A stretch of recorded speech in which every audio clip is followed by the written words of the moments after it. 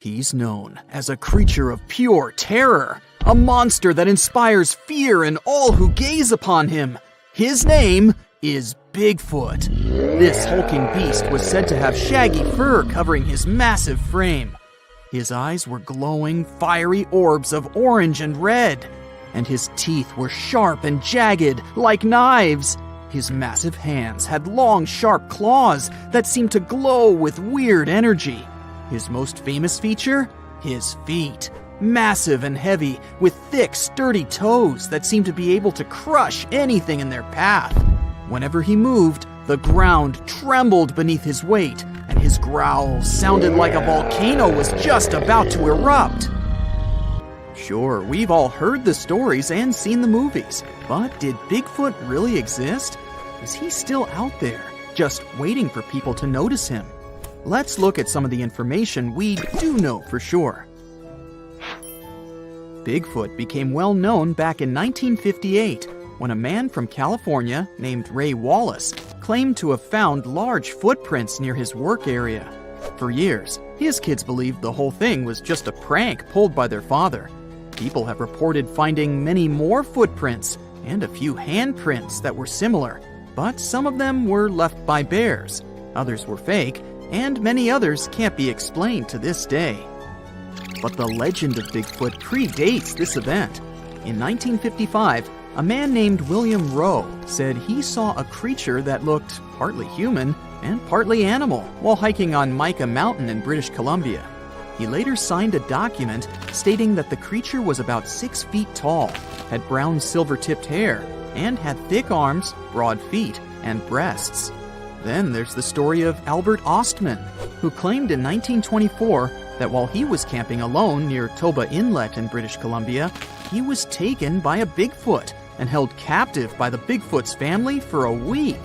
The man eventually escaped when the Bigfoot, father of the family, became sick after eating some of Ostman's belongings. There are no other Bigfoot memorabilia like the 1967 video called the Patterson-Gimlin film. Some people think it shows Bigfoot, but most scientists think it was just a person in a costume. The film is still often used by people who believe in Bigfoot as evidence that it's real. There are even scientists who think the film might not be fake. It's become more believable over time because of new scientific discoveries about how our ancestors walked.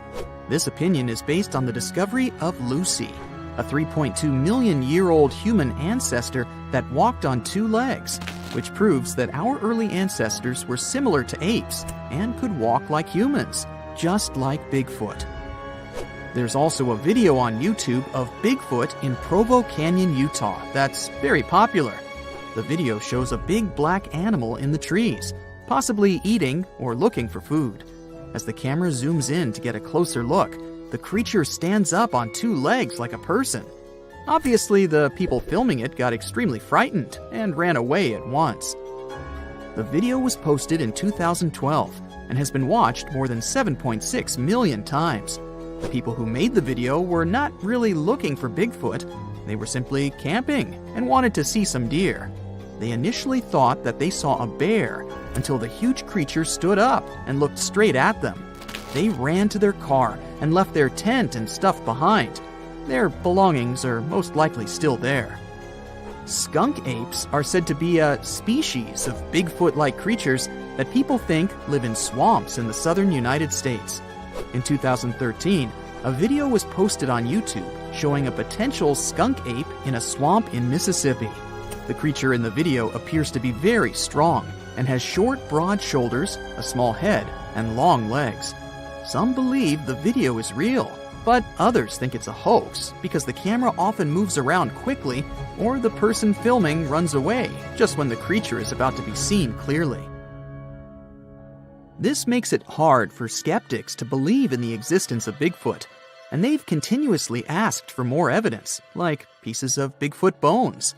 This is probably the reason why 2 men claimed that they had found a frozen Bigfoot while hiking in Georgia. But what they had found turned out to be nothing more than a gorilla suit. They didn't back down, though. One of the men also later claimed to have injured and captured another Bigfoot in Texas in 2012. and even charged people to see it. But later he admitted it was fake too. In reality, we have no physical evidence that this creature exists or ever existed. Whenever people claim they have proof that Bigfoot exists, scientists usually find that the evidence is actually from well-known animals or humans. For example, in 2014, a group of researchers examined 36 hares that were believed to belong to Bigfoot. Almost all of the hares turned out to be from animals, such as cows, raccoons, and deer, as well as from humans. They did find something surprising, though. 2 of the hares were similar to those of an extinct type of polar bear. Scientists concluded that these hares could have come from a new type of bear, or a mix of different bear species. But they were definitely from a bear, not a primate like Bigfoot. Another possible theory that could explain these Bigfoot sightings is that the noticed creatures are, in fact, chimpanzees, gorillas, or orangutans. This idea is often mentioned in connection to skunk apes, because some people believe that the hot and humid climate in the southeastern U.S. could let this species thrive there. Sure, Bigfoot might be entirely made up, but it may not be on purpose. Our brain has a lot to do with it too, all because of a little thing called pareidolia. This is the tendency to see patterns or familiar objects in random or ambiguous things, such as seeing faces in clouds or animals in inanimate objects. It's a psychological phenomenon that can lead people to perceive things that are not actually there. We might be tricked by our brains into thinking we've seen Bigfoot, because we tend to spot human-like shapes in our environment. This often happens with blurry photos or videos of the supposed Bigfoot. Other people believe that Bigfoot is a type of ape that used to live in Southeast Asia and is now extinct. These people think that Bigfoot may have come to America by a land bridge that used to connect Siberia and Alaska during the last ice age. However, there's no evidence of this ape in America, and we don't know much about how it moved because scientists only have the fossils of its jaw and teeth to study. Some specialists believe this ape might have walked on 2 legs, but others say it walked on all 4s because it was so big. Some scientists believe that Bigfoot could be an extinct species called Paranthropus, which used to have a skull similar to that of a gorilla. It walked on 2 legs. However, the Paranthropus fossils have only been found in Africa, so there's no reasonable explanation for the Bigfoot sightings in America. Others believe that Bigfoot could be related to the Gigantopithecus, a type of ape that lived millions of years ago. Some people have even suggested that Bigfoot could be the missing link between apes and humans, but this idea is not supported by scientific evidence. There are theories that claim that Bigfoot was actually a Neanderthal. We do know for sure that Neanderthals are extinct because there are no known living individuals of this species. All evidence suggests that Neanderthals became extinct around 40,000 years ago, and there have been no confirmed sightings or discoveries of Neanderthals since then. Also, no remains of these species have ever been found in the Americas. Psst, run! Really, it's not safe out there. There's a saber-toothed tiger lurking around. You better be careful. What are you doing? Don't peek. Okay, just one little peek. How's this possible, you ask? That's because you're in virtual reality, of course. These cool but very dangerous-looking big cats were alive during the last ice age. What if they decided to show up at your doorstep out of nowhere? Knock knock, a saber-toothed tiger is waiting for you to buy its cookies. Meanwhile, the coelacanth, this massive-looking fish, comes from a lineage that's been around for over 300 million years. We thought they didn't exist anymore until 1938, that is, when a live coelacanth was found again. Since then, they've been roaming the waters of the east coast of Africa and the waters of Sulawesi, Indonesia. Man, I wouldn't want to go for a swim and meet one of these fellas face to face.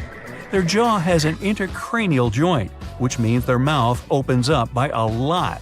This is so they can eat large prey, like me. Not good. They're huge, too. Imagine a fish that's as long as you're tall and weighing as much as an average human. The takahe, a flightless bird, was thought to be gone in the year 1898. They're very cute, small and multicolored, usually not taller than your knee. But picture this. You're out for a hike in the Murchison Mountains. Looking around, you spot the bird you thought was extinct. But there they are, as happy as ever, surviving and chilling. A whole colonies of tacajes was indeed found just 50 years after they were pronounced extinct. Good job, tiny little birds! A singing dog. Ever heard of those? Riley does sing sometimes when he's bored or hungry, but these are real performers. New Guinea singing dogs. They've been only recently discovered again in the wild for the first time in 50 years. Still, they were never completely extinct to begin with. New Guineans made sure they were safe next to them. But in the wild? Very rare and hard to catch a sight of. Look, there goes one. The New Guinea singing dogs are called so because of their famous high-pitched singing. They sometimes sing together too. A dog choir of sorts, where they all howl together. I bet they sing better than I do in the shower. Not going far from this area, we have bats, but these ones are sort of different. You see, their ears are enormous. I guess that's why they're called the New Guinea big-eared bats. Clever. The species was found again when one of them was accidentally caught in a bat trap. Until then, I guess they were playing hide-and-seek with us, because up till 1890, they had been thought to be gone.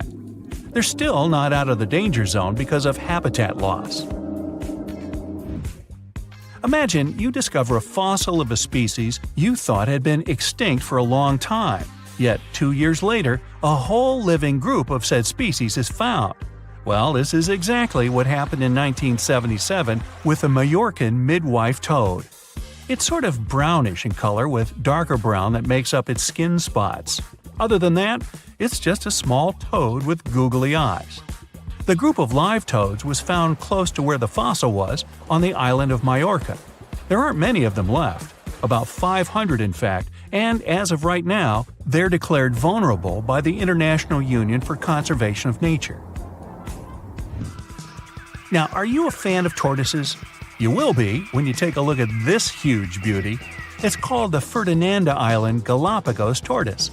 It hasn't been seen since 1906, but on February 17, 2019, we were finally able to look at one of these beautiful creatures. It's probably out there with a few of its mates right now, but they also don't allow themselves to be seen. We only know they exist because there's a few tracks and scents. With yet another frog, we have the horned marsupial frog. They're out and about in Ecuador, in the Chocó forest to be more specific. They're called this way because of their distinctive horns directly on top of their eyes. You know the pouch kangaroos use to carry their offspring? Well, the female horned marsupial frog also has that, except it's on the back, so it acts as sort of a backpack. They develop their embryos there, and when they're ready to come out, they hatch as complete infants, unlike regular frogs where they start out as tadpoles. One more toad, the starry night toad or harlequin toad. They're black and covered with loads of white spots all over them. Lost for 30 years, it was discovered back in 2019. Picture them as big bodyguards, water bodyguards to be exact. Oh, that's a very big toad on your screen. Well, for the Arhuaco people, that's exactly what they are, guardians of water. They also have their own name for them, Guna. Sounds like a cheese. When scientists found them yet again, they came across 30 of these little creatures, but initially, they were expecting only one. Well, what a nice surprise. Here's a tiger for you, although it doesn't quite look like your typical tiger. It's called the Tasmanian tiger, and it seemingly disappeared since 1936. But then, out of nowhere, people started seeing them out there in the wild just 5 years ago in 2016. They sort of resemble dogs more than tigers, or a fox maybe. Just take a look at its muzzle. Maybe even a mix of both. Then, a few others started popping up too. And if you happen to think you're seeing one right in front of you, but you're not quite sure, check if they've got stripes on their back. They're definitely out there, but still technically marked as extinct by the IUCN. Okay, picture a horse that looks straight out of a movie scene. Tiny, gorgeous fur, very well behaved. It's tiny, but it's not a pony. It's a Caspian horse. They have an interesting backstory to them. They were discovered by Louise Leyland, who got married to an aristocrat in 1957. Having moved to Tehran, Iran, she didn't quite like how the horses behaved there, so she took matters into her own hands. She took a few people with her, and off they went to the Caspian Sea mountain. And in there, they found 3 of these beautiful tiny little horses. Well, that's how the story goes. Coming up next, a possum that was found in an unexpected place. Guess where? You have 3 options to pick from: hiding in a ski resort, in the Australian outback, or in someone's apartment in the bathroom.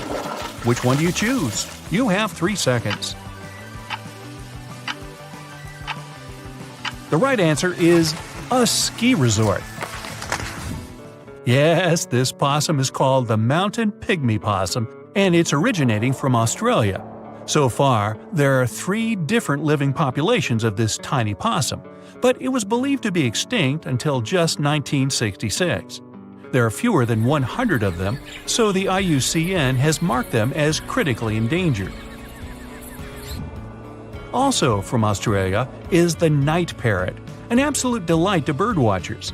Very beautiful, yet mysterious. These little fellas live in very remote areas. You can probably count on the fingers of your hand how many times these birds have been seen since they were found again in 1979. That's how rare they are. Have you ever seen a pygmy tarsier? Neither have I. It was only in 2008 that 3 of them were caught. Scientists don't really want to lose track of their movements again, so what they did was gift them with tiny little collars. This way they can live their life as happy as ever and will know they're safe. The last one I want to tell you about is the tree lobster, but as the name might mistakenly tell you, they're not really lobsters. They're just big black bugs with huge legs. Their extinction story is a sad one. In 1920, a cargo ship got stuck on Lord Howe Island, and it had rats aboard. These rats fled the ship and ran straight to land. Even though tree lobsters are bigger than most insects, they're still relatively small compared to rats. The poor things never stood a chance. Still, in 2004, life shone again for these distinct critters. A pair of Australian scientists were out and about on the island and came across 24 of them. All of them were living beneath one single shrub. Hey, if there's enough space for everyone, it's not small, it's cozy. Bottom line, it's better to be distinct than extinct. Don't you agree? You're out in the wild camping. What happens if you hear a roar? Is it a bear? Now bear with me. I'll explain how to avoid bear attacks while camping. Then I'll move on to some tips about protecting yourself from wild animals. Let's start with a case study. Leah Davis Locan was a 65-year-old woman who was camping near the small town of Ovando in 2021. The town borders a large forest that has around 1,000 grizzly bears living in it. Anyway, she set up her tent behind a nearby museum building. There was a couple close to her tent. They were also camping. Later in the night, a bear came close to their tents. Locan heard the bear sniffing her head. Imagine waking up in your tent and hearing a bear huffing at you. Luckily, the couple came to help, and they were able to scare the bear away. Locan had snacks in her tent, which might have been the reason why the bear approached her. She took the food and stacked it in the museum building. She returned to her tent, put a bear spray can at her side, and got back to sleep. Around 4 a.m., the couple was woken up by some noises. They saw the bear near Locan's tent again. They made the animal go away, but it was already too late when the paramedics arrived. Why did the bear come back? What went wrong this time? Firstly, Locan indeed hid the snacks in the museum building. Yet, she forgot to get rid of the food bags left on her bike, which was about 10 feet away from her tent. Secondly, she kept 2 bags in her tent which she had previously put dried blueberries. Naturally, the bags still smelled like berries. The bear returned to the camping area again and found Locan's tent. Officials said that probably a move Locan made unintentionally while she was sleeping triggered the animal to act. The reason wasn't clear. Wildlife officials added that if a grizzly bear came close to a tent, campers should stay elsewhere and not return to the tent for the night. So, Locan's fatal mistake was to return to the tent for the second time. The bear was put to sleep after this event when it was caught in a nearby henhouse. This means improper food storage can have consequences for both animals and people. Would things go differently if Locan applied the Bermuda Triangle technique? This technique aims to give people a bear-safe camping experience. So probably yes. Bermuda Triangle suggests setting up your tent, kitchen area, and food storage 70 large steps, or, to be more precise, 200 feet apart from each other. Bears can smell food from 2 to 3 miles away. That's why the empty blueberry container was sort of like an invitation to the bear in Locan's case. But even if your food is kept away, a bear may approach your tent to investigate. And if you put your food in a further place, you'll be safe. First, you need to find a safe sleeping area. Your base is supposed to be that spot. It should be outside the triangle, not in the middle. At one vertex of the imaginary triangle, you have your cooking area. At the second one, you have a bear canister. And the last vertex is for the wastewater. Bears are likely to move between these areas. You shouldn't keep any food inside your tent or near your tent. Did you know that a black bear can smell 7 times better compared to a bloodhound? It might be surprising, but they can smell things like lip balm and food-splattered shirts too. So if you cook wearing one outfit, don't climb into your sleeping bag with the same clothes on. And leave your cosmetic products like lip balm in your backpack, away from your tent. How to store your food in these areas then? The answer is bear canisters. If you hang your food on a tree in a regular bag, you might not find it there the next day. It's better to store food inside a bear-resistant container. In some camping areas, using bear-resistant food containers is actually mandatory. Bears are smart and motivated animals, especially black bears, because they have become habituated to our food. This means once they've tasted it, they'll want more of it. Bears don't just look for food in camping areas. If you store some food in your car, they can get inside too. Imagine going to a bungalow on a mountain trip and parking your car in the parking lot. The next morning, you go to the car and see that it looks like a car from the Resident Evil game. A bear has bashed the closed windows.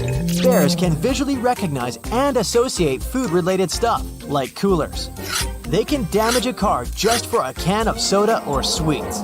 The solution is simple. Don't leave these kinds of items inside your vehicle. Can bears get into RVs too? A typical male black bear weighs around 200 to 300 pounds, and an average male grizzly is around 600 pounds. So yeah, they can.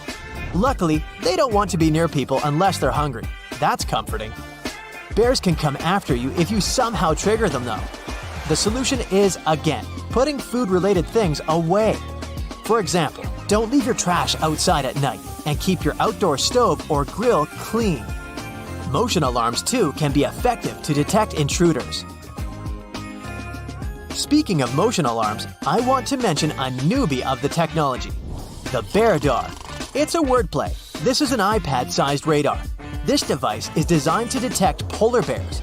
In some parts of the world, polar bears spend more and more time near human compounds looking for food. They sometimes encounter people, and it doesn't end well. A BearDar can be used to prevent such incidents.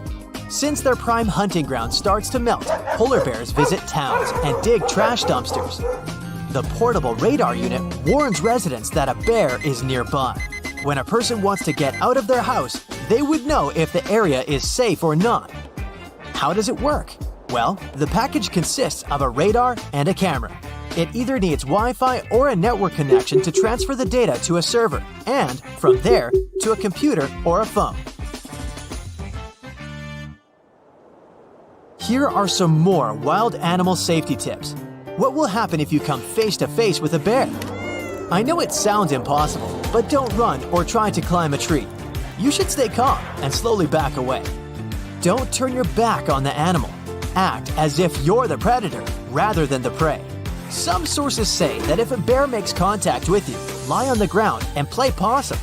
Cover your neck with your hands and your face with your elbows. In that position, you'd think that an eternity has passed. But stay like that for some more time, as the bear might try to sniff you. If you get up too early, the bear can get interested in you again. If things go south and it tries to bite you, reply with all you've got. The basic principle is to give animals some space to leave. If you see a snake, move back. If it's a moose, again, give it some space. The moose warns you to leave them alone by tossing their head or smacking their lips. If it comes after you, then run. Try to put a tree between yourself and the animal while running. Squirrels might look cute, making you want to feed them. But don't forget, they're still wild animals. Plus, it's their territory. For the same reason, you shouldn't walk along the trail at night. You can't know for sure what to expect. Follow these rules and enjoy your time and beautiful scenery. The legend goes that a dwarf named Fafnir was famous for his strength and courage. Because of his qualities, he was tasked with protecting their kingdom. Dwarves were known to gather a lot of wealth, so a bit of added security was a must. I mean, they lived in a house made from gold and precious gems. But Fafnir also had another special talent. He was able to shapeshift. Tricked by Loki, the Norse spirit of mischief, Fafnir was taken over by his greed and the shine of his father's treasure. He decided he did not want to share any of it, not even with his father or his brothers. He stole it and ran away all by himself to a place he'd be hard to find, the middle of the desert. To protect his wealth, Fafnir transformed into a huge dragon. His new appearance looked like a huge snake, powerful and scary. His magical powers did not end there, though. Because the dragon couldn't fly, he also spread poison all around his new home, so no one had a chance to survive if they wanted to take his gold away. Fafnir was soon defeated by a young hero named Sigurd. The legend of Fafnir tries to explain why family is more important than greed. It also shows the many magical powers dragons possess. But the most interesting part is that it's quite a good example of how dragons came to be in our tales. But hey, this is just one of the many stories mentioning dragons. Just switch on your TV or peek into any bookstore, and you'll surely stumble upon dragons somewhere. Variations of dragon-like creatures have been described in stories from all over the world, from Asia to Northern Europe. Most of these creatures are depicted with reptile-like bodies, wings, and claws. And the scariest trait of them all, they can breathe fire out of their mouths. The name of these creatures comes from the Latin word draconum, which translates to huge serpent. But let's take a trip down memory lane to see how it all started. An Asian historian, for example, discovered some fossils back in the 4th century BCE and decided that he'd stumbled upon dragons. It's easy to understand why he got so confused if you look at a fossilized stegosaurus. It was 30 feet long, 14 feet tall, and covered in armored plates and spikes.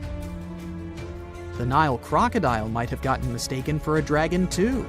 It still exists today and lives in sub-Saharan Africa. But it may have been more popular in ancient times. When reaching maturity, Nile crocodiles can grow up to 18 feet long. But that's not all. It can even walk with its body off the ground, and some were even pictured standing on their 2 back legs.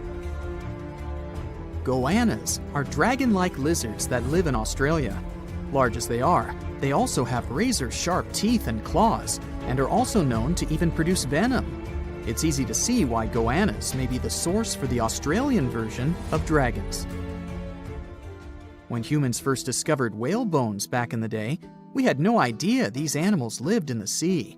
Given their size, we surely must have thought they were dangerous.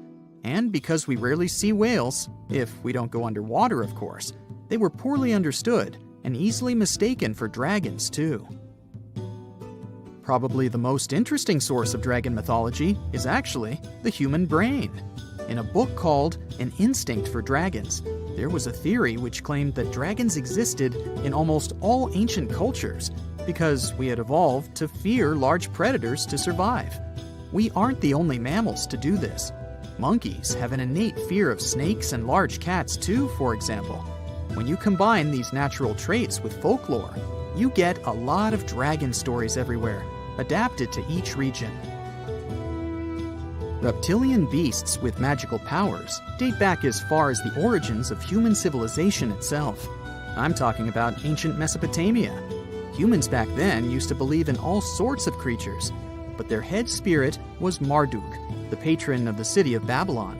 If you look at the artwork from back then, Marduk was depicted with a snake-like dragon at his side. It could be either nice or vengeful, depending on what mood it was in. If you want to sign up to become a dragon, the first thing they'll ask you at the interview will be if you can breathe fire, of course.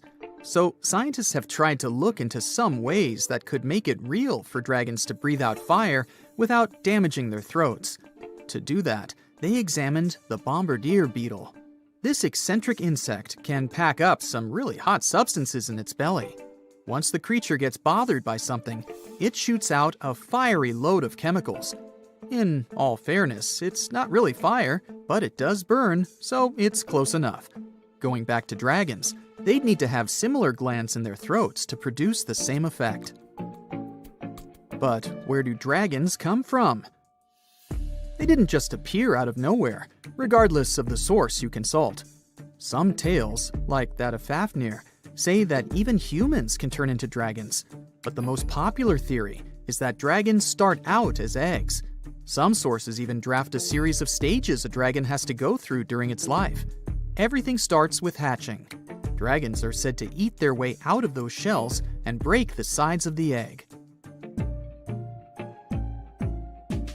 Then there's the wormling stage, which is what dragon specialists, or dragonologists if you like, call a newly hatched dragon. It's still small and weak, but don't worry, it can take care of itself pretty well. The rest of a dragon's life stages are pretty self-explanatory. There are grown-up dragons, then ancient ones. A dragon's life ends when it reaches the twilight stage. Some sources claim dragons never stopped growing. Others even say they never reach the end of their lives. They just pass on to another type of spiritual existence. Dragons are known to be the symbol of a lot of different things, but that all depends on their origin. In some regions of Asia, they are known to bring luck, power, and wealth.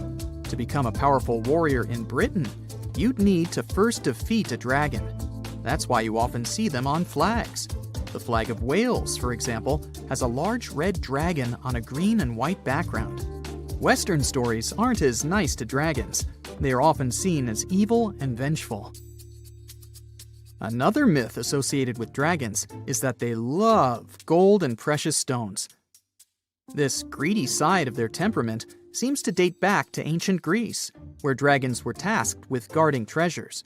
Some of these guarding dragons were seen in such tales as The Hobbit and in the Harry Potter series. As for dragons' magical abilities, they also vary a lot. Some were said to have blood with supernatural properties. Some were rumored to be able to speak. Others were famous for their wisdom.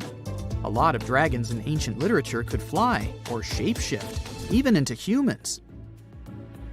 Some real-life creatures got their names thanks to bearing a resemblance to dragons, like the dragonfly that has more than 5,000 subspecies we know about. It got its name from folklore tales, as Europeans in the Middle Ages saw it as an evil insect. Dragonflies were accused of some really nasty things, like biting people's eyes and mouths. But the creature that resembles mythical dragons most is a reptile called the flying dragon. They're seen in wooded areas of Southeast Asia. They don't really have wings per se, but parts of their ribs are elongated to support some extra skin that allows them to leap through the air between trees. Those wings are also brightly colored and contrast with their brown bodies. Today, I'm going to tell you about creatures that had unique features which allowed them to grow to incredible sizes. They were some of the most impressive animals to have ever existed on our planet. The Argentinosaurus is a genus of sauropod dinosaurs that lived approximately 97 million years ago in what is now South America. Scientists think it was one of the largest land animals ever, with a length of up to 100 feet and a weight of up to 100 tons. A farmer stumbled upon a giant leg bone while tending his cattle. That's how he discovered the first fossils of the Argentinosaurus in Argentina in 1987. Further excavations uncovered more bones, revealing a massive dinosaur that would have dwarfed most other animals of its time. The Spinosaurus, meaning spine lizard, is a genus of theropod dinosaur that lived around 97 million years ago in what is now North Africa. It is believed to be one of the largest carnivorous dinosaurs to ever exist, with a length of up to 60 feet and a weight of up to 23 tons. The Spinosaurus is known for its distinctive elongated sail-like structure on its back. It was likely used for thermoregulation. It also had long crocodile-like jaws that were lined with sharp teeth. This allowed the creature to catch and eat large prey, such as fish, crocodiles, and other dinosaurs. The first fossils of the Spinosaurus were discovered in Egypt in 1912. The sperm whale, Physeter macrocephalus, is a species of toothed whale that is the largest toothed predator on Earth. It also has the largest brain of any animal species. It is found in oceans all over the world and can dive to depths of up to 7,000 feet in search of food. You can easily recognize sperm whales by their massive, block-shaped heads, which can measure up to 1/3 of their total body length. They have dark brown or grayish-blue skin and a distinctive wrinkled appearance. The Titanoboa is an extinct genus of a giant snake that lived approximately 58 million years ago. It is considered to be the largest known snake ever. It could grow up to 42 feet and weighed around 2,500 pounds. The first fossils of the Titanoboa were discovered in a coal mine in Colombia in 2004. This discovery meant a lot because it provided insights into the size and behavior of snakes during the Paleocene era, as well as the overall climate and ecosystem of the time. The blue whale, Balanoptera musculus, is the largest animal on Earth, measuring up to 100 feet in length and weighing as much as 200 tons. These marine mammals are found in oceans all over the world and can live up to 90 years. Blue whales have a long, streamlined body that is usually blue-gray in color with mottled patterns. They have a small dorsal fin and 2 pectoral fins that are about 1/3 the length of their body. Blue whales feed on tiny shrimp-like creatures called krill, and they eat a lot. A single adult blue whale can eat up to 8,000 pounds of krill in a day. The Leadsichthus is an extinct genus of large, bony fish that lived during the Jurassic period, approximately 155 million years ago. It is believed to be one of the largest fish that have ever lived. Some estimates suggest that it could grow up to 55 feet in length. The first fossils of Leadsichthus were discovered in England in the 19th century, and more recent discoveries have been made in other parts of Europe, South America, and Africa. Despite its enormous size, the Leadsichthus was a filter feeder, similar to modern-day whale sharks, and likely fed on plankton and other small organisms. The creature did it by simply swimming with its enormous mouth open, filtering water through its gills. The pterodostro is an extinct species of flamingo-like birds that lived approximately 35 million years ago. They were relatively small birds with a wingspan of about 2-3 feet. And they were known for their distinctive long, narrow beaks equipped with comb-like structures used for filter feeding. The pterodostro lived in shallow bodies of water, like lakes and lagoons, and mostly fed on small crustaceans and other tiny organisms. The animal filtered them from the water using the comb-like structures on the inside of its beak while swimming through the water. The African elephant is the largest land animal on Earth, and one of the most recognizable ones. There are 2 species of the African elephant, the savanna elephant, Loxodonta africana, and the forest elephant, Loxodonta cyclotis. You can see them in various parts of sub-Saharan Africa. These creatures can be identified by their large size, gray skin, and long trunks. African elephants can grow up to 13 feet tall and weigh up to 14,000 pounds, depending on the species and gender. In 1991, somewhere in the lush jungles of central Vietnam, a local logger found a mysterious hole among the foliage and bushes. He looked in there and felt a strong wind blowing into his face. Then he heard a strange sound from the cave depths and realized that it was the sound of a river. The logger didn't check the cave, but decided to go back there with a flashlight and a rope. When he returned, he couldn't find the cave anywhere. He spent a few years searching for it. Finally, in the 2000s, the logger managed to locate it again. In 2009, he brought scientists to this place. They found out the cave, called Sundong, is the largest in the world. There's so much space here that you'll hear a long echo if you shout. Sundong's main passage reaches 660 feet in height in some places, which is more than half as tall as the Empire State Building. The area of the cave is so huge that an entire New York City block with 40-story skyscrapers would fit in there.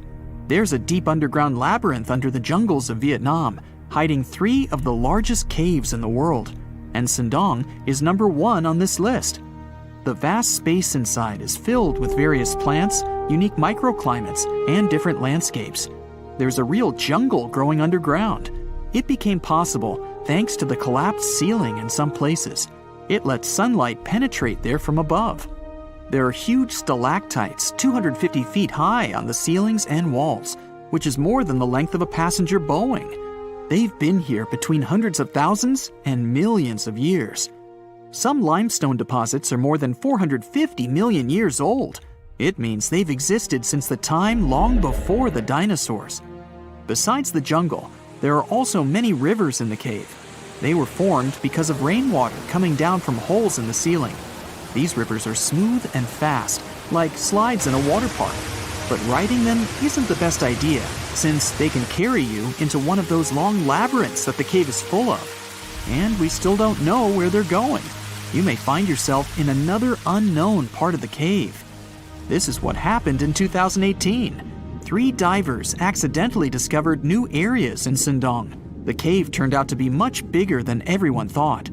They dove into one of the cave's lakes and reached a depth of 256 feet. At the bottom, they found a separate tunnel. Divers lowered a fishing line with a lead weight there and found out that this place reaches a depth of 394 feet, and the tunnel is more than half a mile long. We still don't know the exact size of the tunnel. Sundong also connects to another huge cave. There are lots of things you can see in Sundong besides underground labyrinths and rivers. You can find spacious rooms with lakes, and you can walk for hours along dark mountain corridors. This place is strikingly beautiful, but dangerous at the same time. And the coolest thing is that you can take a walk here. Since 2013, Sundong Cave has been open to tourists. It's not just an easy walk to take some selfies though. The expedition to the cave lasts for several days. For the first day and a half, you'll explore the 3rd largest cave in the world. And only after that, you'll reach Sundong. The path will take you through rivers, dense jungles, mountains, and rocks. You can meet many exotic birds, monkeys, and other animals. And according to many people, the way to the cave is even more impressive than the cave itself. When you reach your destination, you'll spend the next few days exploring Sundong. Together with other tourists, professional guides, and porters, you'll be sleeping in tents in different places in the cave every day. You'll see some stunning landscapes and, get ready for this, 400-million-year-old majestic fossils. There are also dark rooms with lakes that are good for swimming.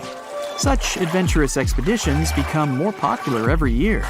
People who visited the cave call it the most amazing place they've ever seen. Another amazing cave is located in Indonesia, on the island of Flores. It's quite small, but holds amazing things inside. In 2003, a group of scientists discovered ancient artifacts here, including fossils of primitive tools, such as sharpened stones. Scientists realized that hundreds of thousands of years ago, this place was home to our distant ancestors. Then they found a very unusual female skeleton. That woman was only 3.5 feet tall. This is the height of the waistline of an average adult person. That woman had no problems with her spine or with the development of her bones, though. This and other skeletons found in the cave belong to some unknown human ancestors. Scientists called this species Homo floresiensis, or simply, Hobbit. The woman's weight was about 35 to 79 pounds. Analysis of the skull and bones showed she was about 30 years old. Hobbits probably lived on Earth between 190,000 and 50,000 years ago. There's a chance they met the ancestors of modern humans. The next cave is in Turkey. Imagine that you live in an old house and decide to make some repairs. You throw all the old stuff out of the rooms. The last place to sort out is your basement. You've hardly ever visited it and have no idea what's hidden there. But it's pretty spacious, so you decide to turn it into a room. You tear down the wall and discover the entrance to the cave. This is a tunnel that leads underground. You walk through the cave and see a real underground city. This happened in Turkey in 1963. One of the locals discovered a secret passage to a lost city in his basement. About 20,000 people could live there. There was enough space for livestock and food supplies. It's not just a maze of tunnels. There's a chapel, a school, stables, kitchens, walls, and other signs of civilization. The city was built in the Byzantine era, in the years 780 through 1180. It's not the only one down there and is connected to many underground tunnels and towns that stretch for several miles. Let's finish our journey in the strangest and most frightening cave. We're going to the southeast of Romania, near the Black Sea. Here, on a desolate wide plain, you can find a hole. This is a tunnel leading deep underground. The air inside the cave has high levels of hydrogen sulfide and carbon dioxide. Under normal conditions, the air we breathe contains around 20% oxygen, but it's only 10% here. You won't be able to breathe freely without an oxygen tank. The water and air here are poisoned. Almost no animals are able to live in such conditions, at least the ones we know about. And this cave is filled with 48 species of living organisms, 33 of which are new unknown species. Creeping things that live here can scare you, especially if you're afraid of bugs. Strange white snails and white spiders are crawling along the walls. An unknown species of leeches and transparent shrimp are swimming in the water. White millipedes with huge mustaches are creeping on the ground. Here you can also meet an unknown kind of scorpion with a transparent white body that doesn't look like any other kind of scorpion. Nothing here looks like ordinary animals at all. All creatures in the cave are white or transparent. They don't have eyes, but they have long paws and antennae whiskers that help to navigate in space. Plants can't live here without sunlight and clean air. This means that oxygen isn't produced in this place. So how do these creatures manage to survive? The answer is in the water. The surface of the lake and puddles here is covered with strangely moving foam. This substance is a living organism. It consists of 1 billion bacteria called autotrophs. Ordinary plants absorb carbon dioxide and use photosynthesis to produce oxygen. This cave is filled with carbon dioxide. Autotrophs absorb it and secrete tiny food particles. Bacteria feed on these particles. Larger organisms then feed on those bacteria, and so on. In the end, there's enough food for everyone. This process is called chemosynthesis. It's like photosynthesis, but uses water instead of sunlight in its chemical reactions. In this cave, evolution has created a completely unique biological system, separate from the rest of the world. So, the most famous survival rule when it comes to encounters with bears is to stay still and pretend you aren't a living thing. But this rule won't work with all bears, only with grizzlies and brown ones. If you're in North America, you'll find those in Alaska, Washington, Montana, Idaho, and Wyoming. Black bears, the ones you need to run away from, live in a larger territory. You can find them in 40 states, much of Canada, and even part of northern Mexico.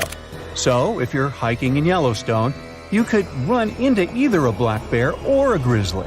But let's say you're in California. The bear you accidentally meet is most likely a black one. And no, you can't just tell the difference by the color of its fur. Black bears can be black, brown, cinnamon, blonde, blue-gray, or even white. It's getting complicated, isn't it? If you notice a hump at the shoulders of your unexpected date, it's a grizzly. Black bears don't have those. A grizzly will also have a dished face, round ears, and long, light-colored claws. A black bear has a straight dog-like muzzle, pointed ears, and dark claws. We'll have a quiz on this later. Maybe. So, if you're sure it's a grizzly or a brown bear, lie down. Take a fetal position, tuck your knees to your chest, and cover your head to show the bear you won't hurt them. These big guys mostly attack if they feel there's a threat to them. You can never outrun them, so don't even try. If they see you're a harmless little human, in 99% of cases, the bear will pass by. Wait for 2 or 3 minutes until you can't hear the bear anywhere near. It might hang out in the area to make sure you didn't stand up, and if you did, get into attack mode. If you pack well for emergencies and have bear spray on you, take off the safety clip when the bear is around 60 feet away and spray the bear. Aim slightly below its face. It's more effective than just assuming the fetal position. When the bear leaves, run away for safety in the opposite direction from the predator. Got all that? Good.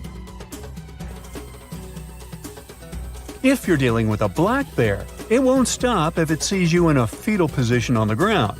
If you don't have bear spray on you and the bear is clearly interested in you, show it who's boss. Throw rocks or your stuff at it. Shout, "Hey bear!" loudly. Clap, make yourself look bigger by raising your arms and jacket. Climb on a rock or a stump. Do whatever it takes to scare it. Black bears are a lot like those bad guys at school who want to steal your lunch. They'll often give up if they see you can stand up for yourself. If the bear gets dangerously close to you, hit it in the eyes or nose and try to shock or stun it to make your unwanted hiking partner flee in fear. If the bear, no matter which type, is just sitting in the distance and staring at you, try to shuffle away super slowly. Move sideways as a slight angle so you don't trip as you backpedal away from this guy. This way, the bear won't think that you're trying to run away and won't be triggered to chase you. Talk calmly to yourself to show the bear that you're a human. Singing also helps. Hey, maybe she'll know the tune. Avoid direct eye contact with the animal and never stand between the cubs and their mother. Don't freak out if the bear stands on its hind legs. It's not an aggressive move. Says right here. In case you ever plan to visit an area populated with polar bears, don't go without a bear deterrent, like a tank. Healthy polar bear males weigh half a ton, stand 8 feet tall on its hind legs, and can chase prey at 25 miles per hour. So don't go out alone. Hike with others and talk while you hike to indicate you're a group of humans. Remember, not all polar bears are mean predators who want to have you for lunch. Some of them are just going somewhere. If you spot one with your head down, stalking in, not trying to go somewhere but definitely trying to focus on people, that's when you should be alarmed. Move away from the bear slowly. Don't run. Only if the bear gets close to you, use your deterrence. Some people claim that ammonia is a great bear repellent. Bears really don't like it, so if you soak some rags in it and throw them in your garbage, the brown guests shouldn't bother you. And if you meet a bear in the wild and it's not that into you, ammonia could help you repel it. But it also destroys the nasal passages, leaving the animal without its sense of smell, which means it won't be able to sniff out food. It can also annoy a bear who wasn't planning to charge after you and provoke it to do so. Anything that smells interesting to bears, like food and stinky garbage, will make them notice you and come to check your camp out. So cook away from the camp and don't litter. If you put bear spray on your tent, you might attract unwanted fluffy guests. The pepper products in it smell like food, so that could be one way to attract bears. If you notice a bear standing along the road, resist the urge to stop and take photos. Move at least 100 yards away and pull over to a safe location. Roadside bears quickly get used to humans and traffic noise, which can become dangerous for their lives. And they're more likely to approach campgrounds and picnic areas in search of human food. People who live close to the wilderness and on the mountains are used to bear visitors and don't fear them.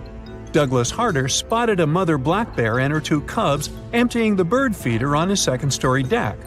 Once he returned home after a while and found that a bear had broken into his kitchen through a partially open sliding door. The uninvited guest had scratched up a wall and stolen some junk food before running away. Harder just finished cleaning up after the bear when a cub shoved its face through the cat door. Its photos went viral online. Then there's Kristen Jones. She was visiting her parents in North Carolina and decided to do some yoga on the bank of a nearby lake. She was using earbuds and didn't hear the bear approach her from the back. Suddenly, she felt someone sniffing and licking her neck. She thought it was her neighbor's dog and stretched her arm to pet it, and that scared away the animal. Kristen managed to snap a couple of photos of the bear moving away, although no one believed the licking story. She remembers this as the scariest moment of her life and hopes it will never repeat. As for the bear, he was most likely spotted in the area looking for food in trash cans and on other people's decks. Scientists who observe polar bears note how incredibly smart these animals are. Members of Polar Bears International have captured hundreds of photos to better study these animals. Before they started using a special cage, they would take photos using a camera that was on the end of a long pole that would be lowered from a height. One day, the camera's flash went off right in front of a bear's face. He didn't appreciate the paparazzi move, but instead of ruining the camera, the bear calmly extended one arm. Then, it stretched one claw and touched the lip of the camera's lens. The animal kept the claw inside and wouldn't let go of the camera. The photographer was trying to move the pole, but it was pointless. After 15 minutes, the bear looked up at him and finally let go of the equipment. It looked like it was trying to send a message never to use a flash on it again. Let's go with the widely accepted theory that a massive asteroid hitting our planet wiped out the dinosaurs. It does make you wonder why mammals made it, though. One idea is that mammals were better prepared.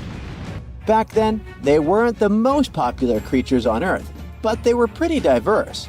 They bred themselves into a huge range of species, and it might have saved them. Some said mammals survived because they were smaller, so they needed fewer resources. As they had to constantly hide from dinosaurs, they managed to survive in difficult environments, way before the hit. But let's say the asteroid never came, and it never damaged the environment the dinosaurs thrived in. It's safe to say our fauna would look different today. Take the mighty Titanosaur. It's considered the biggest land animal to ever exist, some reaching lengths of about 7 standard cars lined up. It had a neck so long that it would have needed a 2-story home just to fit. It also had a plant-based diet, so it ate from the ground, but from very tall trees too. There was nothing much left to eat for, say, the little Jeremiah, a mammal that lived roughly at the same time, but was as small as a popsicle stick. Let's take this thought experiment a bit further and imagine we have a time machine that could transport today's mammals to the time of the dinosaurs. Some scientists say they have gotten bigger, so there's a chance they could survive, right? They're also much more evolved in terms of their diets and skills. Others say definitely not. They couldn't survive, mostly because they're too small to compete with dinosaurs. An adult T-Rex was just about the size of a bus. It probably wouldn't waste its time trying to capture food that's human-sized, for instance. They'd probably be on the lookout for prey the size of a car, or even bigger, like an elephant. And it most likely wouldn't take them long to win the fight. Sure, a T-Rex might munch on something smaller too, but only if it's really hungry and has no other alternative. If we had no choice but to send some mammals back in hopes they could survive, what would be our best bet? Some say the chimpanzee could be a good candidate, as these primates build their sleeping nests higher up in trees. This might have kept them safe from the carnivore dinosaurs living on land. There's no real evidence of dinosaurs being able to fly, but we do know there might have been some reptiles that took to the sky for transportation, like pterosaurs, the flying lizard. These ones like to eat fish and smaller animals, but who's to say they wouldn't pick up a chimpanzee given the opportunity? Another good candidate might be the hyena. Today, the spotted hyena is the most common big carnivore in Africa, and it's highly adaptable. They could snatch up all sorts of prey by themselves or even in larger units. They can digest most parts of their prey, including the skin and bones. These animals aren't picky eaters, and they wouldn't mind chewing on parts that other creatures would gladly skip on. Not to mention, they'll eat fruits too if needed. Hyenas are overall healthy and sturdy animals, with some studies showing they hardly ever get health problems. But like any other animal on this planet, the hyenas also have their weaknesses. We still don't know why these creatures can't be found in Europe anymore. But some research suggests they found it hard to coexist with humans and wolves. Also, they're not very adapted to living in forests. Orcas might have been able to rub elbows with the dinosaurs too. These creatures also don't have any natural predators, which earned them the nickname the wolves of the sea. That's because they go out looking for prey the same way wolves do, in groups. Orcas may be related to dolphins, but we can hardly call them friendly, as there have been cases of them sinking ships on purpose. They're highly intelligent animals that spend time together and are very organized. They also do this thing where they often take down more prey than they're prepared to eat. It may be because they see this experience as training. Other theories suggest orcas are so intelligent that they look for food in advance, even though they're not hungry yet. It might also be because whenever they want something to munch on, they're looking for the best quality food there is. The reason why they might not survive in the dinosaur era, though, is the global temperature. Back in the Mesozoic era, our planet was seriously hotter, several degrees warmer than it is today. Orcas prefer living in colder waters, but you'll find them in all oceans and most seas. Ostriches are the no-brainer answer. Look at them. They're practically dinosaurs. They even have a long-lost dino cousin that lived in the Cretaceous era, called the Struthiomimus. Its name translates to ostrich-like because of its similar powerful and speedy legs, agility, and even feathers. On the downside, they might not be able to take down larger dinosaurs. The vegetation back in the Mesozoic era would have been different too. Conifers used to dominate land, and ostriches are known to be pretty picky eaters, so they might have had a difficult time finding food back then. There are plenty of reasons to send felines through that time machine too. In the Jurassic period, for example, there were plenty of slow-moving prey to eat and tons of hiding spots in the thick bushes. Felines are sneaky animals, have precise vision, and are extremely good at climbing. Some pack a punch for their size, making them fierce fighters. Lions are good contenders because of their speed and teamwork. They might be able to take down some decent-sized dinosaurs, like the Europasaurus, when working together. Leopards are really good at climbing trees, so they could snatch prey and enjoy it above the ground, where they might be safe from bigger predators. What might be their downfall is again the temperature difference. It was considerably hotter back then. Today's large mammals aren't equipped to deal with that extreme heat. Lions might be the kings of the savannah now, but it would be too hot even for them. If they ever want to grab a spiky-tailed herbivore for lunch like the Tugiangosaurus or Stegosaurus, they might be in for a surprise. One hit from their extremely powerful tail could cause some serious damage. Not to mention run-ins with raptors like the frightening Saurophaganix. The single most likely animal that might survive being roommates with the dinosaurs is the platypus. This quirky Aussie creature is one of those rare egg-laying mammals. It's a fan of freshwater and as close to a living relic as an animal can be. Scientists were able to trace its origin back as far as 120 million years ago. For food, it wields its sensitive beak to catch shrimp and worms underwater. When it dives, skin flaps cover its eyes and ears, so it becomes blind and deaf.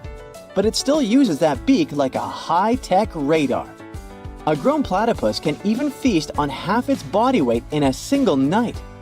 Scientists have known for a while it shares many traits with reptiles, like its shoulder bones or the fact that it lays eggs. Other creatures that coexisted with the dinosaurs still exist today, just not mammals. Snakes made their way into our fauna in those prehistoric times too, as well as cockroaches and bees. Some species of sharks are even considered to predate the dinosaurs. And if we look at our entire planetary history, we'll see they survived 4 out of 5 periods of mass extinction.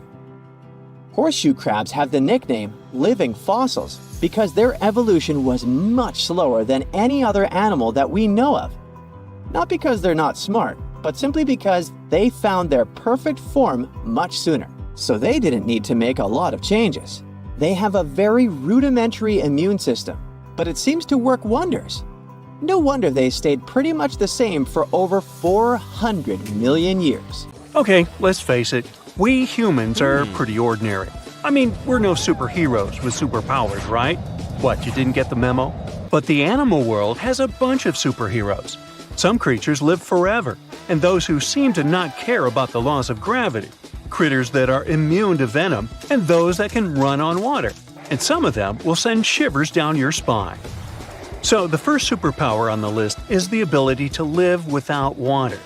Kangaroo rats can get by without water for years. They actually don't mind living without any water. Humans, on the other hand, can only survive 3 days without water. Humans 0, kangaroo rats 1.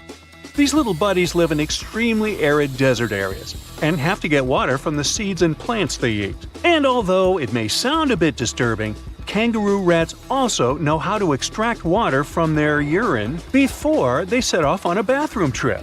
This way, they don't waste a single drop of precious moisture. Well, that would come in handy at sporting events. Now let me introduce you to the Peter Parker of the animal world. Yep, seems like Spider-Man is real, but not human. Meet a gecko lizard, or simply gecko. This critter has a marvelous ability to climb up all kinds of vertical surfaces and can even go for a walk on the ceiling. This gravity-defying feat is possible thanks to the lizard's unique foot pads covered with tiny hairs. They can cling to almost any kind of surface, no matter whether it's smooth, hard, rough, or soft. One more fun fact about these guys is that they lack eyelids, so they always keep an eye wide open for what's going on around them. If you wonder how they keep their eyes protected, here's the answer. Their eyes are covered with a transparent membrane, the cornea. Sure thing, they can't close their eyes, and if they have something in their eye, they simply lick it off. Right, they clean their eyeballs by licking them. I guess that's another superpower. Any supersonic superpowers here? Sure. A 1-inch long subtropical shrimp disorients its prey with a sonic boom. Despite its modest size, the pistol shrimp is one of the loudest marine animals. When the shrimp snaps its claws, it creates a sound as loud as a sonic boom. Naturally, this sound stuns the prey, and the shrimp can catch it without too much effort. Now, in the comic world, there's venom. In the animal world, there's a guy that can be called anti-venom. Opossums are known for their handy trick of pretending to have passed away when a predator attacks them. But that's not the end of the story. These guys are also immune to rattlesnake and pit viper venom. The secret is a peptide that helps opossums neutralize dangerous chemicals. This is the reason why snakes are a favorite treat on opossums' diet. There's one curious thing they have on their diet: ticks. One opossum can hoover up about 5,000 ticks per season, and most of them are picked off their own bodies. Now, imagine a fish that is so notorious that it's called a dangerous fish. It's mabenga, and it literally translates to dangerous fish in Swahili. This monster lives in freshwater and doesn't mind having a crocodile for lunch. Not a whole crocodile, but mabenga can take a bite out of them. But to be honest, these guys are intimidated by the crocodiles, the same way the crocs are intimidated by them. Now, you're watching this video on some gadget, right? Well, we all owe the gadgets we have to the electric eels in some way. I mean, all gadgets have batteries, and eels contributed a lot to the invention of an electric battery back in 1800. I know, the batteries have unrecognizably changed since then, but still, the first electric battery ever was invented thanks to electric eels. Anyway, if you see one of them and want to thank them for their magnificent invention, don't do that. Thing is, they can deliver shocks up to 860 volts. You don't want to experience that. Now let's talk about the Count Dracula of the animal kingdom. Nope, I'm not talking about bats. I'm talking about the fanged vampire fish. These fish are known as payara and have two long fangs protruding from their lower jaw. Here's why some people associate them with vampires. Hippos are the beauty gurus, since they know how to save a fortune on skincare. Living under the harsh African sun, these animals secrete a sweat-like red oily substance that evaporates and keeps the animals' bodies cool. Besides, the fluid works as a moisturizer, sunscreen, and antibiotic all in one. But they're not the only ones with such a superpower. Mantis shrimp know how to produce natural sunscreen too, but they use it for eye protection. It's all about amino acid pigments, and these pigments act as special filters that contribute to their sharp vision too. That's what I call multitasking. Meerkats have dark patches around their eyes which makes them look even cuter. But these black circles aren't there just to make these buddies more adorable. They also function as built-in sunglasses.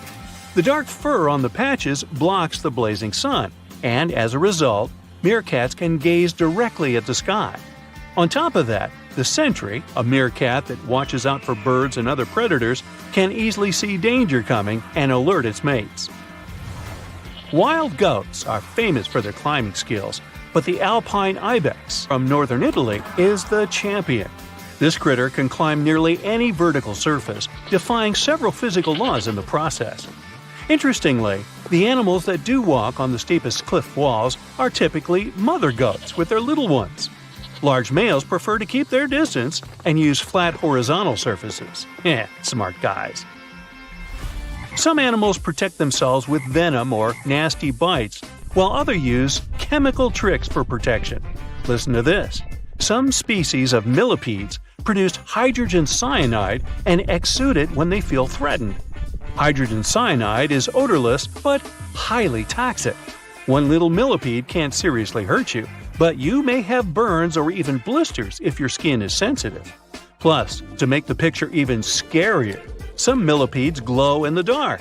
So watch out, and if you see a crawling spot of light at night, run away as fast as you can. When the bombardier beetle feels threatened, it sprays scorching liquid from the tip of its abdomen with a loud popping sound. As soon as the beetle senses danger, a chemical reaction starts in special reservoirs in its abdomen. The heat from this process nearly reaches the boiling point and also produces special gas that triggers the ejection. This super protection is usually fatal for the attacking insects. I guess so. Plumed basculus lizards have an uncanny ability to run on water. First of all, their hind feet are equipped with long toes which have fringes of skin that can spread out in the water. As a result, a bigger surface of the lizard's foot comes into contact with water. Then, when it runs on water, it pumps its legs incredibly fast. This creates little pockets of air that prevent the animal from drowning by keeping it on the surface. Now, fleas can be annoying, but it doesn't make them any less amazing. These tiny critters can leap about 50 times their body length. If people could do the same, we would be jumping about a quarter of a mile into the air. Well, let's try it. The most curious thing about fleas' astonishing ability is that they take most of the power for leaps from their toes, not knees. So, what's your favorite animal superpower? I vote for the kangaroo rat. I don't like standing in lines for the bathroom. Your heart is racing. You're running for your life from one of the biggest creatures you've ever seen. A giant reptile on two legs, sprinting right behind you. You hear the sound of a raging river next to you, but decide not to jump in. Thick leaves and bushes keep blocking your path, and you keep getting stuck in the mud. Everything around you is out to get you, and there's nowhere to hide. You spot a hollowed-out tree trunk and crawl inside. Whatever's out there is getting closer and closer. You hear deep guttural breathing and huge stomping. It's getting closer. You see a large tail from a crack in the tree trunk, swinging and knocking down bushes and small trees. Whatever it is, it's sniffing you out like those dogs at the airport. And right next to your face are giant bugs the size of a house cat. Perfect. You've always been scared to even look at crawly little things, but this one's so close and so big, you can actually see its facial features. It's looking at you like you're the alien. You want to scream, but can't. Then, out of the darkness, more bugs. They're curious things, flicking their antennas all over your body. Okay, this is too much. A bug is one thing, but now, a giant centipede thing is crawling your way. Its fangs are the size of your thumb. You dart out of the tree trunk and come face to face with a giant monster. It stops and stares at you, knowing you have no place to go. Claws and teeth the size of bowling pins. That's enough to keep you up at night. It's getting ready to charge right at you. Welcome to the most dangerous period and area in history for a human, the mid-Cretaceous Sahara. This place was thriving around 100 million years ago in what would now be North Africa. Back then, the continents were all arranged differently, and the weather was wild. Extreme storms were pretty common, and temperatures would rise and fall like a Mexican wave at a soccer stadium. Then, sea levels started to rise. Water flooded the Kem region, an area between modern-day Algeria and Morocco. Over the next millions of years, asteroids, volcanic eruptions, and other natural disasters wiped out everything else. Bye-bye, dinosaurs. Thanks for playing. You probably think of the Sahara as one of the most inhospitable places on Earth, but back when it had trees and rivers, it was even more dangerous. The famous River of Giants was a huge river system that stretched from modern-day Egypt all the way to Morocco. The land was flat and not much vegetation grew there, but it was enough for life to exist. Frightening, scary life. That creature you're staring at, it's a giant, scary-looking theropod, and it's out to get you. Imagine a T-Rex-like dinosaur that's more than 32 feet tall and has an epic jawline. Scary stuff. They were the top dogs in the food chain back then. And that's why this place and period in history was so unique. The entire area had an incredible imbalance between hungry dinos and poor little dino snacks. There wasn't enough food to go around. Scientists were never able to find much evidence of herbivores. That means it might have been a royal rumble of carnivorous creatures waiting to pounce on each other at any moment. So, after a while of having a stare-down contest with a giant theropod, a shadow creeps up on you from behind. You're too scared to turn around, but the growling is louder than anything you've ever heard. It shakes you to the core. You turn around and see a Spinosaurus, and that's about all you can see. You know how they always show the T-Rex as the king of the dinosaurs? Well, this one would be, what, the emperor? It stands about 50 feet tall and has a sail of scales on its back, the size of a regular human. Then add in a crocodile-style snout with razor-sharp teeth and some short, powerful legs. Its diet mainly consists of river fish, but it's looking at you like you're a delicious fish taco. The two alphas are now in a standoff, with you stuck in the middle. But before you close your eyes and get ready to be eaten, they begin fighting each other, knocking down trees. You tiptoe your way out of there and run. The further you go, the better, right? Wrong. Not here, because everywhere you go, there's going to be something dangerous. During this period, there was danger in the sky, in the water, and on land. There were small mammals scurrying around here and there, but they mostly stayed in the shadows to avoid danger. After 5 minutes of running as fast as humanly possible, you make it out of the forest and onto an open plain. Bad move. Now there's nowhere to hide. Suddenly, you hear another shriek. You look behind you. Nothing. It's just short grass everywhere. Then you tilt your head up to the sky and see what looks like a giant bird. Only these are technically flying crocodiles. There were plenty of huge pterosaurs that ruled the skies. Alanqua saharica was a flying reptile that may have eaten fish in the river. Those fish must have been tasty. It had a huge wingspan and long slender jaws. Oh, and it was the size of a small bus. This one found you and is racing down to catch you. You run for your life, again. And this time, there's no place to hide. Suddenly, you feel talons grasping onto you and you're lifted off the ground. You soar up. If you weren't scared out of your mind, you might have noticed how beautiful the giant river channels below you are. The Alanqua maneuvers like a fighter jet, headed for the mountains, dodging all obstacles. You see a large nest with some mini beasts in it. They're hungry and as large as you. Not a great combination. You try to break free, but it's impossible. The creature drops you in the middle of the nest and flies off. You try to cover yourself, but the little ones keep pecking away. It's only a matter of time before it's too late.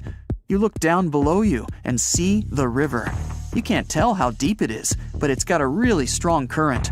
You're out of options. You dive into the raging river and get dragged along with the current. Safe for now-ish. Imagine it's 2021. You're walking along one of the hottest and driest places on Earth, the middle of the Sahara Desert, only to find fossils of oversized fish. They ranged from bite-size to bus-size. Even freshwater sharks lived there. These weren't your average little fishies. Judging by their teeth, those guys meant business. You might even find a giant sea turtle swimming around. Okay, back to your wacky adventure. Luckily, you wash up on a safe sandy part of the river where you're able to relax. You drink some river water and try to find a safe place to make camp. Every noise you hear makes you jump. You sit down and try to enjoy the calmness of ancient Earth. Just when you feel you can finally catch your breath, you see a Spinosaurus walking along the river on the prowl. You run off and hide under a bush. It passes you by. You're safe. Or not. It turns, shakes the bushes, and sees you.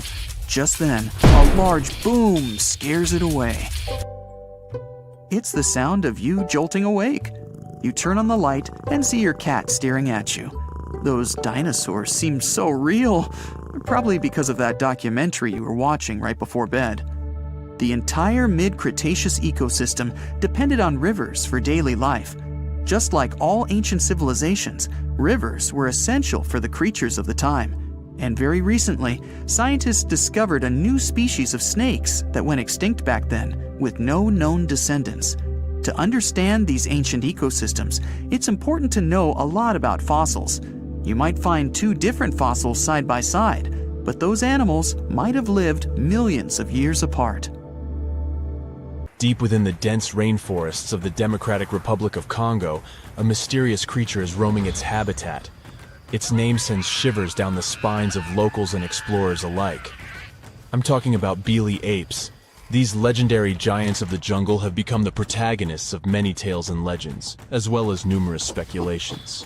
Imagine a chimpanzee. Now make it bigger, almost the size of a human when standing on its two. Make it wider and stronger. It nests on the ground in trees like gorillas and feasts on fierce beasts like leopards. That's a Bili ape. Through generations, locals have been whispering about Bili apes to each other. There are stories of them roaming the jungles on their 2 feet, vanishing into thin air when encountered by a human but leaving massive footprints behind. People claim that they have heard the creatures howling at the moon. They also state that the beasts are immune to poisonous darts. Locals call them the ones which beat the tree, and the one which kills the lion.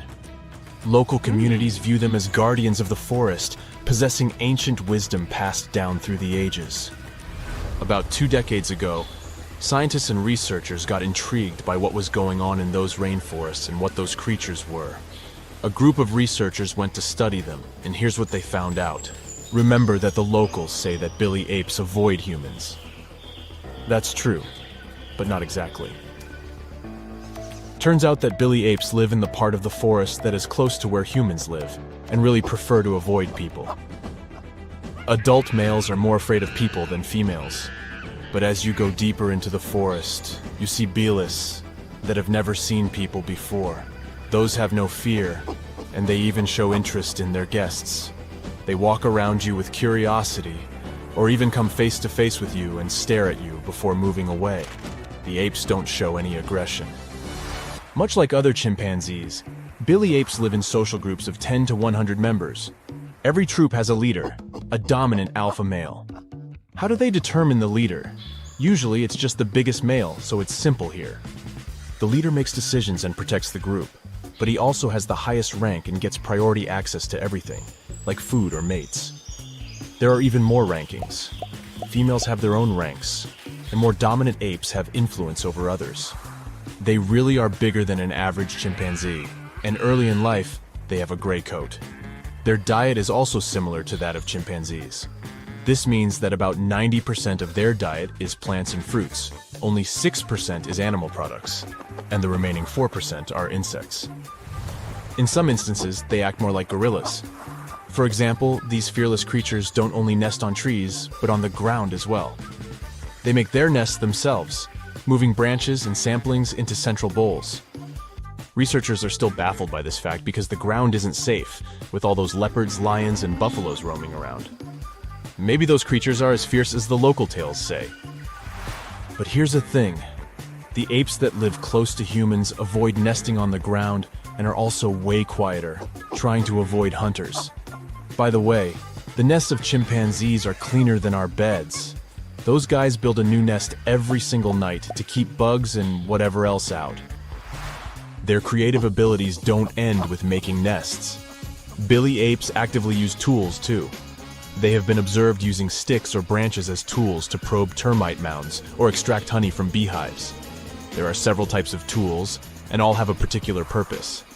The tools used to harvest driver ants are the largest ever found in Africa. This shows that these creatures have quite impressive cognitive abilities and problem-solving skills.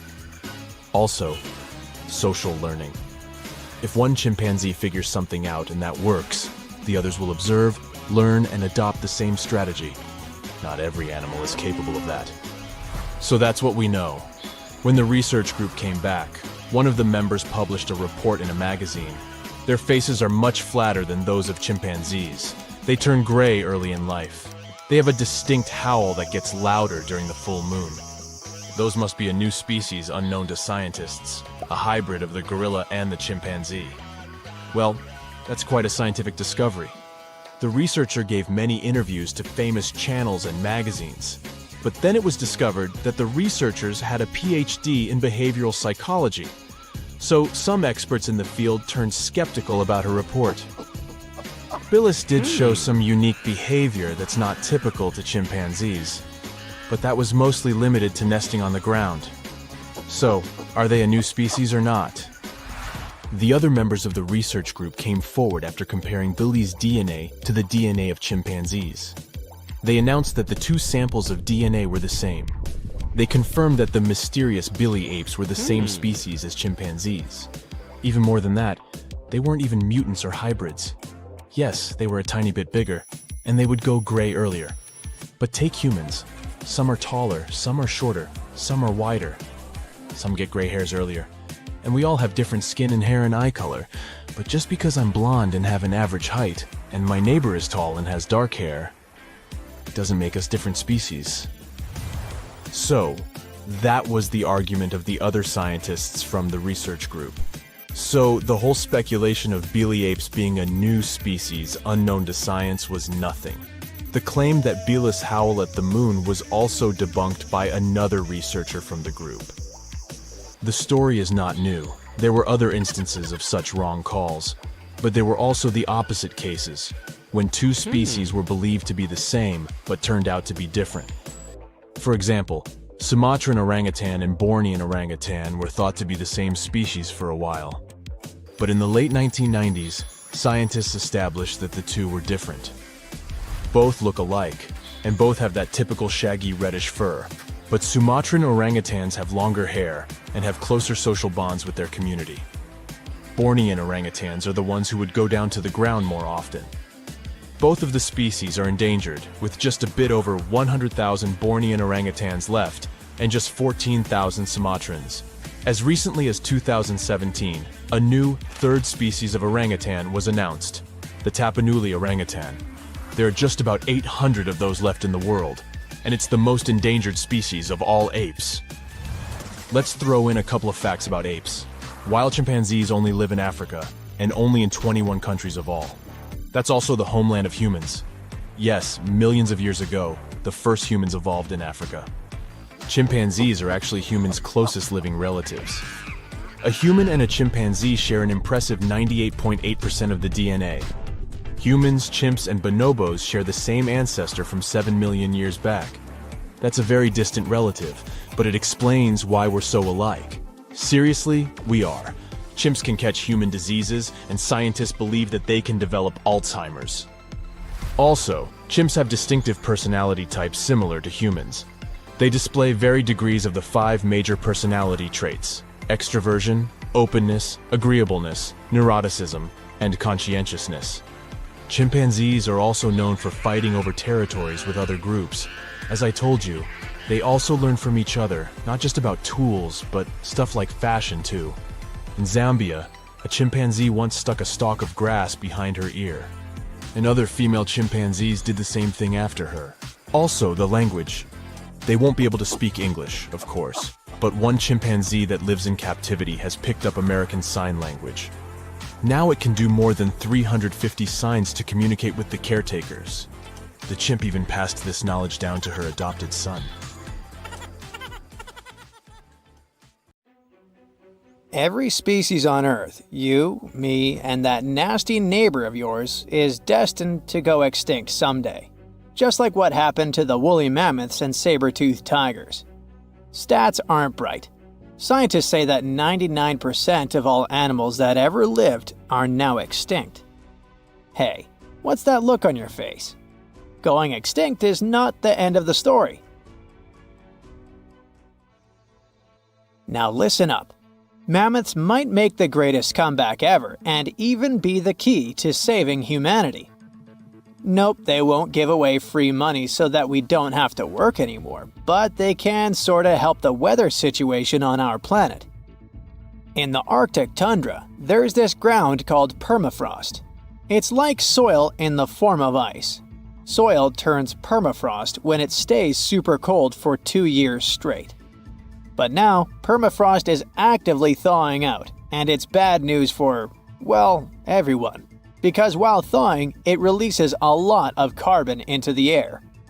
But what if we had large animals like mammoths there today? They would churn up the soil. The ground would freeze more deeply in winter. And then, in summer, a layer of grass would help keep the ground cool and prevent the permafrost from melting. Some scientists think that's a great solution. So now there's a company in the US that's trying to bring mammoths back to life. Okay, you got me. Not actual mammoths, but a sort of hybrid between an elephant and 1% mammoth DNA. It would be a northern elephant. Getting mammoth DNA is easier than you might think. They actually only went extinct about 10 to 14,000 years ago. Scientists are hoping to have their first elephant-mammoth hybrid by 2027. Let's hope it doesn't turn into a real-life Jurassic Park. Ah, Australia. A nightmarish place, and a home to the most fascinating creatures on Earth. But here, the sad fate befell the Tasmanian tiger, also known as thylacine. Don't mix it up with the Tasmanian devil. That one is living and thriving. Nope, the thylacine was a marsupial predator that used to chill in Australia, South Tasmania, and New Guinea. It was a nocturnal who preyed on other marsupials, like kangaroos. In the 30s, the farmers suddenly claimed that thylacines were eating their livestock. Looking back at it now, that was probably an exaggeration. But humans started to hunt poor thylacines until they were all gone. And then it turned out that hunting away the important predator isn't the brightest idea. Who would have thought? You see, thylacines kept things in check by eating bad animals. So once they disappeared, the Australian wildlife was basically doomed. 35% of total mammal extinctions on Earth happened here. That's an awful world record. I know it sounds gloomy, but hey, maybe we can fix this. Remember that company we mentioned? It wants to bring back the thylacine too. Luckily, many thylacine embryos are still preserved in jars, like some creepy pickles. If we bring them back to Tasmania, this could help revive the entire ecosystem. Would you be happy to see them back in the wild? Me too. And I would also be happy to see you hitting those like and subscribe buttons so you can keep up with amazing facts all year round. We also have some huge dreams about tiny creatures. Take a trip to Mount Hotham Ski Resort in Victoria, Australia, and here you can find the mountain pygmy possum, a tiny bundle of cuteness. These guys are super rare. We even thought that they were extinct. All we had was their fossils. But then, some skiers spotted a possum in a log pile at the ski lodge in 1966. Imagine suddenly making a great discovery while chilling on vacation. These little possums can spend 7 months of the year sleeping under the snow. They wake up occasionally to eat some stored food, and then they wake up in the spring to eat even more, find a mate, and go back to sleep again. What a relatable fella. Since they've made it into this video, you can guess they're pretty endangered. There are less than 2,000 left in the wild, all because their current homes don't fit them that well. But hooray, we can help them too. You see, their ancestors lived in lowland forests about 20 million years ago. So maybe mountain possums could live better if we moved them there? Of course, we can't just take them to the woods and expect them to survive. Instead, scientists want to slowly release possums into the forest and check up on how they get on with it. Let's hope these cute creatures will adapt to woodland life. The southern gastric brooding frog, also called the platypus frog, was quite a unique creature. It was discovered in 1972 in Queensland, Australia. Back then, this fella shocked the scientists with its super weird birthing practices. Check this out. The mother frog swallows her eggs, turning her stomach into the womb. Then she doesn't eat at all for 6 weeks straight. I could never. Meanwhile, the tadpoles hatch in her stomach, start to grow, and eventually get so big that the mom literally has to breathe through her skin. And then she literally spews out her offspring left and right. Bleh. But this insane process is a great evolutionary achievement, which is why it drew everyone's attention. But the wonder didn't last long. By the mid-80s, all known species of these frogs vanished from their natural habitats. Why? We have no idea. There are many theories, but almost no evidence to back them up. In any case, over the years, these guys officially became extinct. But it all changed in 2013. Scientists started a groundbreaking project named the Lazarus Project. Now they want to resurrect these frogs to learn cool cloning techniques from them. Are you guys ready to copy their genetic preservation method? Yeah, me neither. But let's dive deeper. Literally go in the water. Meet the coelacanth. This creature lived in the oceans back when the dinosaurs roamed our planet, and didn't even notice the asteroids. These guys are the Methuselahs of the sea. They can live up to 100 years, and they don't even start thinking about leaving offspring until they're around 55. At least they've got plenty of time to live for themselves. We actually thought this creature had gone extinct about 65 million years ago. But then, the first Latimeria specimen was discovered off the coast of South Africa in 1938. Now they're known as living fossils. And these fish are enormous. They weigh around 200 pounds. They're also super stylish, with those lobe-fished paddles that make them look like disco balls. Oh, and they're great aerialists. Thanks to those versatile fins, they can even do headstands and swim belly up. The coelacanth is also a bit of a homebody. It's not very energetic and likes to live in underwater caves during the day, only coming out at night to snack on smaller fish and squid. Another animal who's literally me. Now we're trying our best to preserve this species, and I won't be surprised if it outlives us all. And finally, let's talk about the largest and most awkwardly looking flightless bird from New Zealand, the South Island takahe. The tale of the takahe started way back in the Middle Ages. Humans accidentally hunted them all away, and by the late 19th century, it seemed there were none of them left. But then, they were rediscovered in New Zealand in 1948. Poor guys did all they could to hide from us in the mountains, but we still got them. But it's different now. Since then, we've been trying our best to save them from extinction. There's a takahe recovery program going on, and it shows great results. They managed to greatly boost the number of birds in the wild. As of 2023, the takahe population has grown to around 500 birds. They're now considered nationally vulnerable, not nationally critical. It's a little progress, but progress nonetheless. Let's keep it up. 47-year-old Kenny Veach told his family he was going hiking for 2 days. His destination? The Mojave Desert. The man wanted to revisit a cave he had discovered during one of his previous hikes. But that was the last time anyone had seen Kenny Veach. A helicopter and over 30 search and rescue teams came back empty. The hiker was nowhere to be found. Was the mysterious M cave behind his disappearance? The oddest thing about Kenny's case is the fact that he was a seasoned hiker. He often went on solo trips to explore deserts in California and Nevada. The man was an ultralight hiker.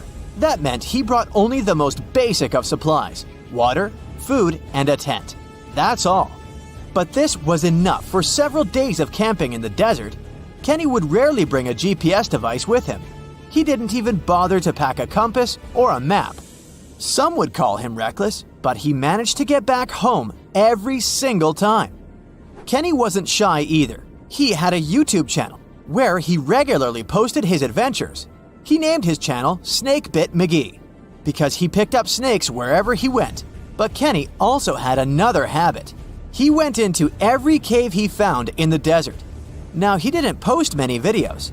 Kenny mostly used YouTube to comment on other people's adventures.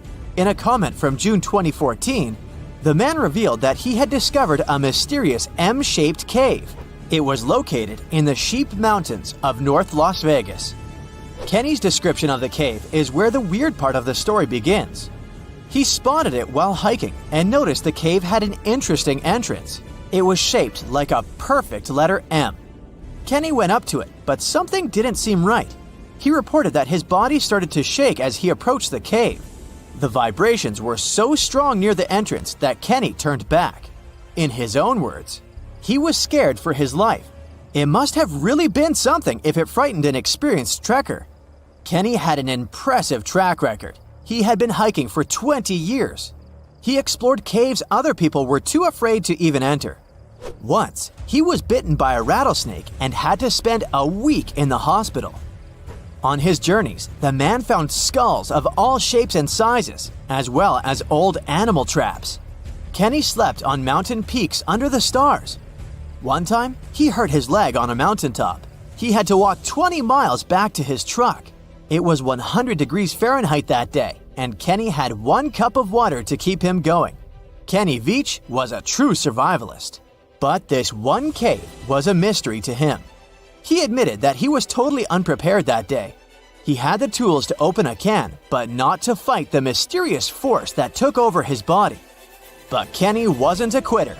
He made plans to return to the M cave, and this time, he was going to be ready. He did so several months later, but much better equipped. But the trip turned out to be a bust. He recorded a video, but couldn't find the cave. Was that it? Was the brave explorer finally going to quit? Not by a long shot. His followers on social media wanted him to solve the mystery. So he went out into the desert for the 3rd time. He planned a short, overnight trip, but nobody ever saw him again. After 2 days, his family alerted the authorities. They quickly launched a search for the missing man. Now we come to the weird part.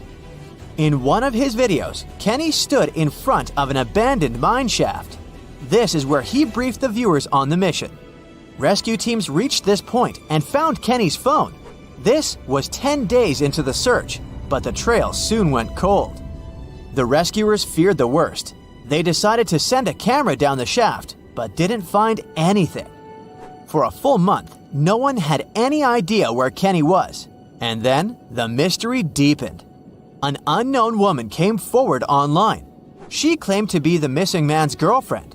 The mysterious woman told the story of how she went with Kenny on hour-long hikes. She urged hikers to use GPS not to get lost. And then, a claim that shocked social media users. The woman believed Kenny's disappearance wasn't an accident.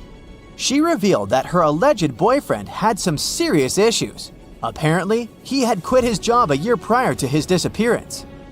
Did Kenny Veach really trek into the desert to take his own life? People weren't convinced. Kenny's daughter believed her father just had an accident. In her words, he was a survivor. Was the mysterious M Cave responsible for his disappearance? Did he find someone or something he shouldn't have found there? The questions linger, and so did the theories among the online community. Fellow hikers and YouTubers were determined to find the M Cave. This would solve Kenny Veach's mysterious disappearance once and for all. In 2021, one hiker got lucky. He claimed to have found the secretive M Cave. For safety reasons, the man couldn't reveal his exact location. The cave sits somewhere near Nevada State Route 375 East. The entrance to the cave really looked like an oversized letter M, just like Veach described it. But the shape is too hard to notice from ground level. Only when you look at it from above is the M shape visible. Who knows, hikers might have been walking past it for years without noticing the cave. Even Kenny couldn't locate the entrance the second time he went looking for it. The cave wasn't very deep, but there was something odd at the entrance. There appears to have been a straight line of rocks. Did someone try to wall off the entrance? And at the back of the cave, there was an even stranger find. Small pieces of wood were scattered along the floor. They looked a lot like 2x4s that are used in construction. Was there a door here once? The hiker found a nail sticking out of the stone. It could be part of a latch that was there some time ago. But the strangest part was the writing on the wall. Hatch or Veach? It's hard to tell. The hiker that discovered the cave didn't want to stay to find out. He left the cave in a hurry. No, it wasn't because he felt a strange vibration in his body like Kenny. He just didn't want to be in a desert cave in the middle of nowhere. This is the Mojave Desert, one of the most dangerous landscapes on Earth. Could this setting better explain how Kenny Veach disappeared without a trace in 2014? The desert's nickname is well-deserved. This is where scientists recorded the hottest temperature on the planet. 134 degrees Fahrenheit, and the average temperature during summer, just 113 degrees Fahrenheit. No sweat. But you'll also need a blanket. At night, the air temperatures drop well below freezing. Talk about a climate roller coaster. And the list of dangers doesn't end there. The driest and hottest place in the United States is home to dangerous animals. Mountain lions, venomous lizards, spiders, and wasps. You name it. Any one of these animals can end the life of an unsuspecting hiker. There is a reason why Kenny always wore snake guards when trekking. And then there are mine shafts. Local authorities strongly advise hikers not to enter them. These old mines from the 1800s are highly unstable. A person can easily fall down a hidden shaft. They also have pockets of bad air, which can suffocate a person. And remember the likable wildlife? They too live in these shafts. Rattlesnakes, scorpions, and black widow spiders. Kenny Veach could have easily fallen into one of these shafts, and there would be no help for him from miles around, since Nevada is one of the least populated states. A loud growl off in the distance makes you sprint even faster through the jungle. You run past rocks and bamboo without even looking where you're going. But you're not running away. You're running right at it. You slap yourself in the face to wake up. In front of you is a giant footprint of an ape-like creature. That's one big Bigfoot. It's not human, that's obvious. And there isn't a gorilla. There aren't any gorillas native to southern China. Is someone playing a prank on you? Here, in the middle of the jungle? Not likely. You keep walking, hacking away pesky vines and leaves. It's a scorching hot day, and you're sweating all over. You take a sip of water every 5 minutes, then every 5 seconds, and worse. Your skin is apparently the hottest new buffet around. Hundreds of hungry customers, well, mosquitoes, buzz around waiting for a second helping. It's almost sunset now, but you're determined to find your prize. Suddenly, a large shadow blocks out the sun. Whatever it is, that thing's huge. You freeze. You're cold and afraid. Your heart is racing. Should you turn around? There's a Goliath of an ape behind you. A footprint that big. What else were you expecting? It towers over you, easily 10 feet tall, and looks at you. Is it curious or hungry? Neither seems like great options. It would look so impressive if you weren't scared out of your mind. No sudden moves. It'll either run away or make you unrecognizable if any search party comes around looking for you. You slowly take out your camera to snap some pictures of it. So far, so good. It's just watching you do your thing. But as you click, the flash hits it right in the eyes and it runs off into the depths of the jungle. You just had to switch the setting to automatic, didn't you? That ape you just saw was this huge beast. It existed until 300,000 years ago and might have weighed up to 1,000 pounds. Researchers think this ape went extinct, not because it froze or anything, but because it couldn't adapt to its new environment. Pretty much everything around it started to disappear, including its food, mostly fruits and bamboo. It's so awesome. Let's call it Giganto. These monsters weren't climbing up trees. They didn't have to. They could just reach up and grab whatever they wanted. Their closest relatives, orangutans, were able to adapt to new conditions of the Ice Age by expanding their diet and trying new things. Like bamboo hot dogs and orangutan skydiving. Only kidding. By studying the shape of its jaw and teeth, scientists are pretty sure it was a herbivore. So don't worry. These apes aren't going to think you look like a mid-morning snack. But that doesn't mean they'll be picking daisies while you stand nearby snapping some selfies. A powerful gorilla can lift around 20 times its own body weight, which means that it's around 10 times stronger than a human. And on average, a gorilla weighs somewhere around 300 pounds. You don't need to do the math to know not to mess with these awesome creatures. They can take down a banana tree without even breaking a sweat, and could probably bench about 5 times the world record. Giganto would tear it up in the Olympics, literally. You're still in shock, even though a snake is slithering right up your arm. You pull yourself back together and brush it off. You've already had your fill of freaked out for the day. A snake doesn't even make you flinch. Did you really come face to face with an actual Giganto? Maybe the last of its kind? You race back to your colleagues and they can't believe it. The next day, you gather some of the more brave researchers and head back out into the jungle. Everything looks so peaceful. You and your team are trekking through a panda's paradise. Bamboo as far as the eye can see. But today, you're on the lookout for Panda's big bad grandpa. If it was a Giganto you saw that fateful day, chances are it'd love this bamboo grove. In such a lush environment, competition for the best real estate could be fierce. And pandas aren't exactly scared. Nobody knows how peaceful Giganto was, but even herbivores get angry. You retrace your steps to the same spot where you encountered the creature the other day. Nothing, not a single clue. Then, footprints. Bingo! They might not be Gigantos, but your instincts tell you to follow them anyway. You reach a vine-covered cave next to a small stream.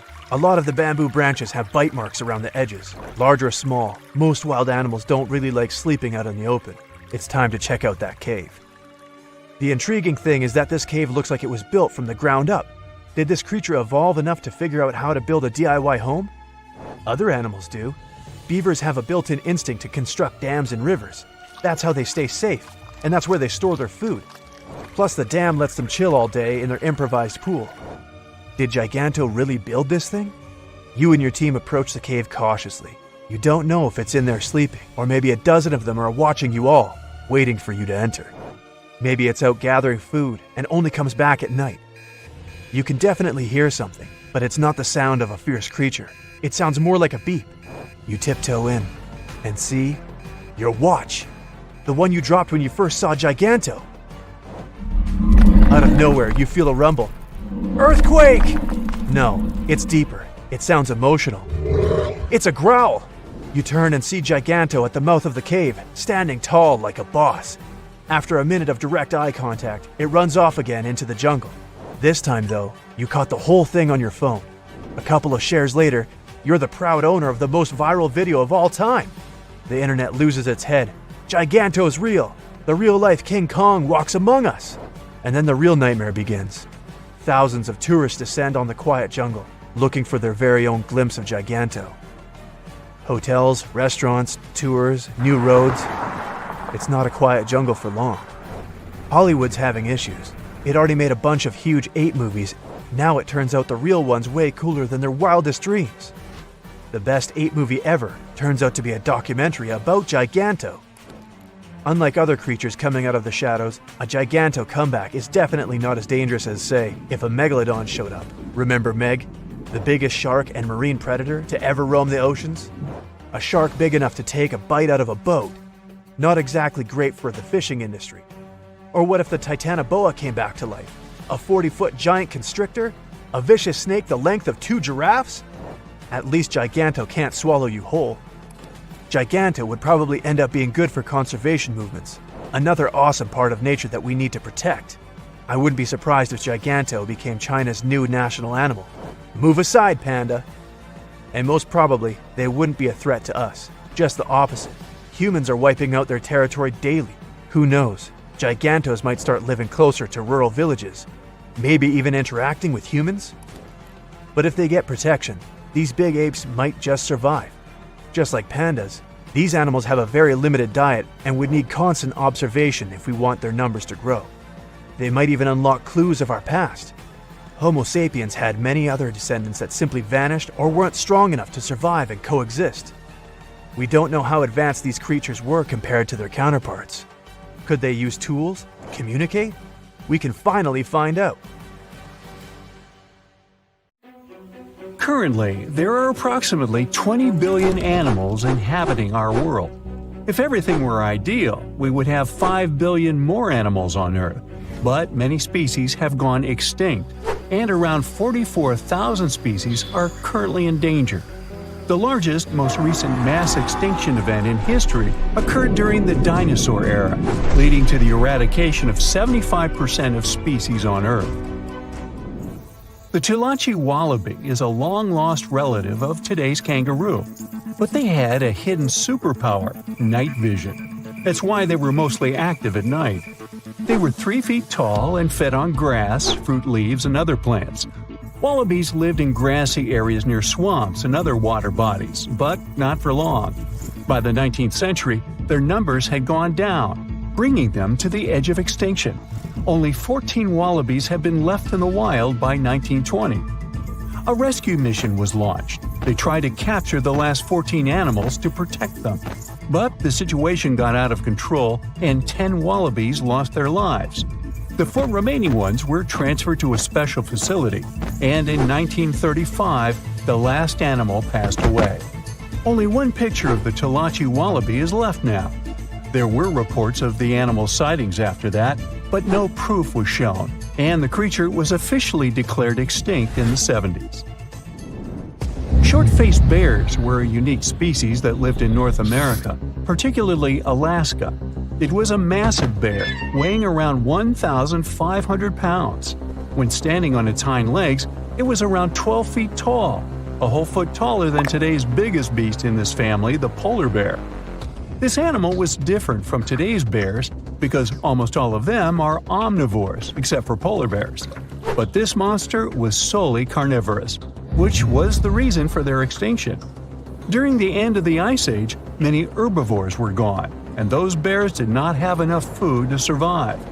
They were the Usain Bolt of the bear world, the fastest Bruins to have ever lived, reaching a top speed of 40 miles per hour, which is 5 miles faster than grizzlies. There are around 400 million pigeons in the world now. Some time ago, in America, a species of birds called passenger pigeons were abundant throughout the country, especially in the eastern forests. There were more than 1 billion of them, but they went from 1 billion to 0 in a few years. They had small heads and necks, but long tails and wings and strong breast muscles that allowed them to fly super long distances. The last passenger pigeon passed away in captivity in 1914. It was named Martha. With that, the ecosystem in the U.S. has never seen this bird again. Now, elks are enormous animals, but they look tiny when you compare them to long-gone Irish elks. That elk was around 7 feet tall at the shoulder with a humongous antler of 12 feet. Today, elk are only 4.5 feet tall at the shoulder and have around 4-foot-long antlers. Despite its name, this elk was found all over the world, from Asia to Europe. It got its name because, in Ireland near Dublin, researchers found a perfectly preserved specimen. Since then, it's been called the Irish elk. The last one passed away in Ireland. The main reason for their disappearance was their inability to adapt to changes. When the Ice Age ended, the elk could not survive and became extinct. Now, somewhere deep in the forests of Costa Rica lives the interesting-looking golden toad. It was discovered in 1966 in one particular spot where all toads would gather to mate. In 1967, a large population of this golden nugget was noted in that same spot. But the following year, only 10 to 11 toads were seen, and the year after that, in 1968, only one lonely male toad showed up at the spot. For years, there were searches for golden toads. In 2004, the toads were officially declared extinct. Humans were not responsible this time. The drought in the area in the 80s had a significant impact on the toads. Still, the last straw was the arrival of a new fungal species that caused the animal's skin to thicken, eventually leading to the toad passing away. This chytrid fungus is responsible for the extinction of more than 90 frog and amphibian species, becoming one of the biggest threats to their lives. Now, Canada is a very cold country, no surprise there, and nobody would expect tropical birds like parrots to live there. However, there was a parrot species that lived in America and some parts of Canada. I'm talking about the Carolina parakeet. Those were truly beautiful birds with orange-yellowish heads and green bodies. Their favorite rest spots were big trees alongside rivers. This parrot's favorite food was cocklebur seeds, which are poisonous to us, but the bird had no problem eating them. Also, they used the dangerous cockleburs as a defense mechanism. After they ingested loads of them, their meat became poisonous, and predators do not enjoy eating toxic birds. Carolina parakeets were abundant, there were millions of them. But since the Ice Age, their numbers had been gradually going down because of natural reasons, mainly temperature. By 1935, no such parakeets were left in the wild. Today's African lion had a much more prominent and notorious cousin, the Barbary lion. Those cats were mentioned in many famous old books. They were described as mean, terrifying beasts. It's believed that they were the largest lion species ever. Those big cats weighed around 600 pounds and were 9 feet from the head to tail. Unfortunately, this lion was declared extinct in the 90s due to many factors. Today, we only have one photo of this animal taken from a plane. Paradise parrots were native to Australia. They were genuinely amazing birds with captivating colors. What was unique about them was their nesting habits. They only nested in termite mounds. This parrot was always on the edge of extinction, and the reason for that is still unknown. Mice, rats, and other animals also hunted them, and it added fuel to the fire. The last bird was spotted in the year 1972. Since then, paradise parrots have only been seen in museums. The Gulf of Mexico was once home to Caribbean monk seals. This species of seals enjoyed spending time in the warm subtropical climate of the Caribbean. Most of the time, they were found near reefs and islands, foraging for food. Like most of us, they also loved sandy beaches and were usually seen in groups of 100 seals, resting before the next adventure. In the year 1886, monk seals were declared extinct. You can still see this animal in 2 museums. Both are located in the UK. As we all know, zebras have black and white stripes. But once, a zebra species had only half the body covered with brown and white stripes. The rest was just brown, and the belly was white. It was called the quagga. They lived in the southern part of Africa in grass fields and wet pastures, like today's zebras, and ate grass and other plants. The last quagga perished in 1888, But not all hope is lost. Today, extensive research is being done to bring this animal back into the wild. Australia is home to many outlandish animals, but the craziest ones are probably gastric brooding frogs. This species is not like your ordinary frog that lays eggs. They hatch their young inside their stomach and give birth by vomiting around 25 fully formed young frogs. Sometimes their stomach becomes so bloated that they have to breathe through their skin. 2 species of this frog were discovered in the northern and southern parts of Australia in the 1970s by Mike Taylor. A decade after their discovery, both species are gone. The main reason for their extinction is the chytrid fungus. Luckily for them, they're also part of a de-extinction program that's putting serious efforts into bringing them back into the wild. You're strapped in a boat cruising down the Amazon River with the sun scorching hot. As you check out your map, your boat starts rocking back and forth. The water is starting to get more intense, so you hang on for dear life.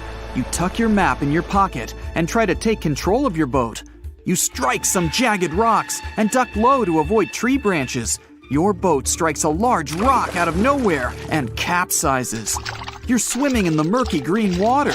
While you're trying your best to get ashore, your boat gets washed away. Underneath the water lies a whole new world of bizarre and dangerous animals. Candiru fish are snake-like creatures that can grow up to 16 inches long. Arapimus can weigh more than an adult male and are taller than most basketball players. They're the biggest freshwater fish in South America. They have a hybrid gill system that forces them to pop up to the surface every 5 to 15 minutes to breathe in oxygen for their large swim bladder. You swim out of the raging water and dry yourself off. Oh no, your map is completely soaked. There's no way you can get to your destination without it. You venture into the thick rainforest, shoving the branches and leaves away. As you get deeper, you notice something on a tree. It's barely moving, but it's got sharp claws and a raggedy coat. It stretches its arm to another branch and tries to pull itself up, ever so slowly.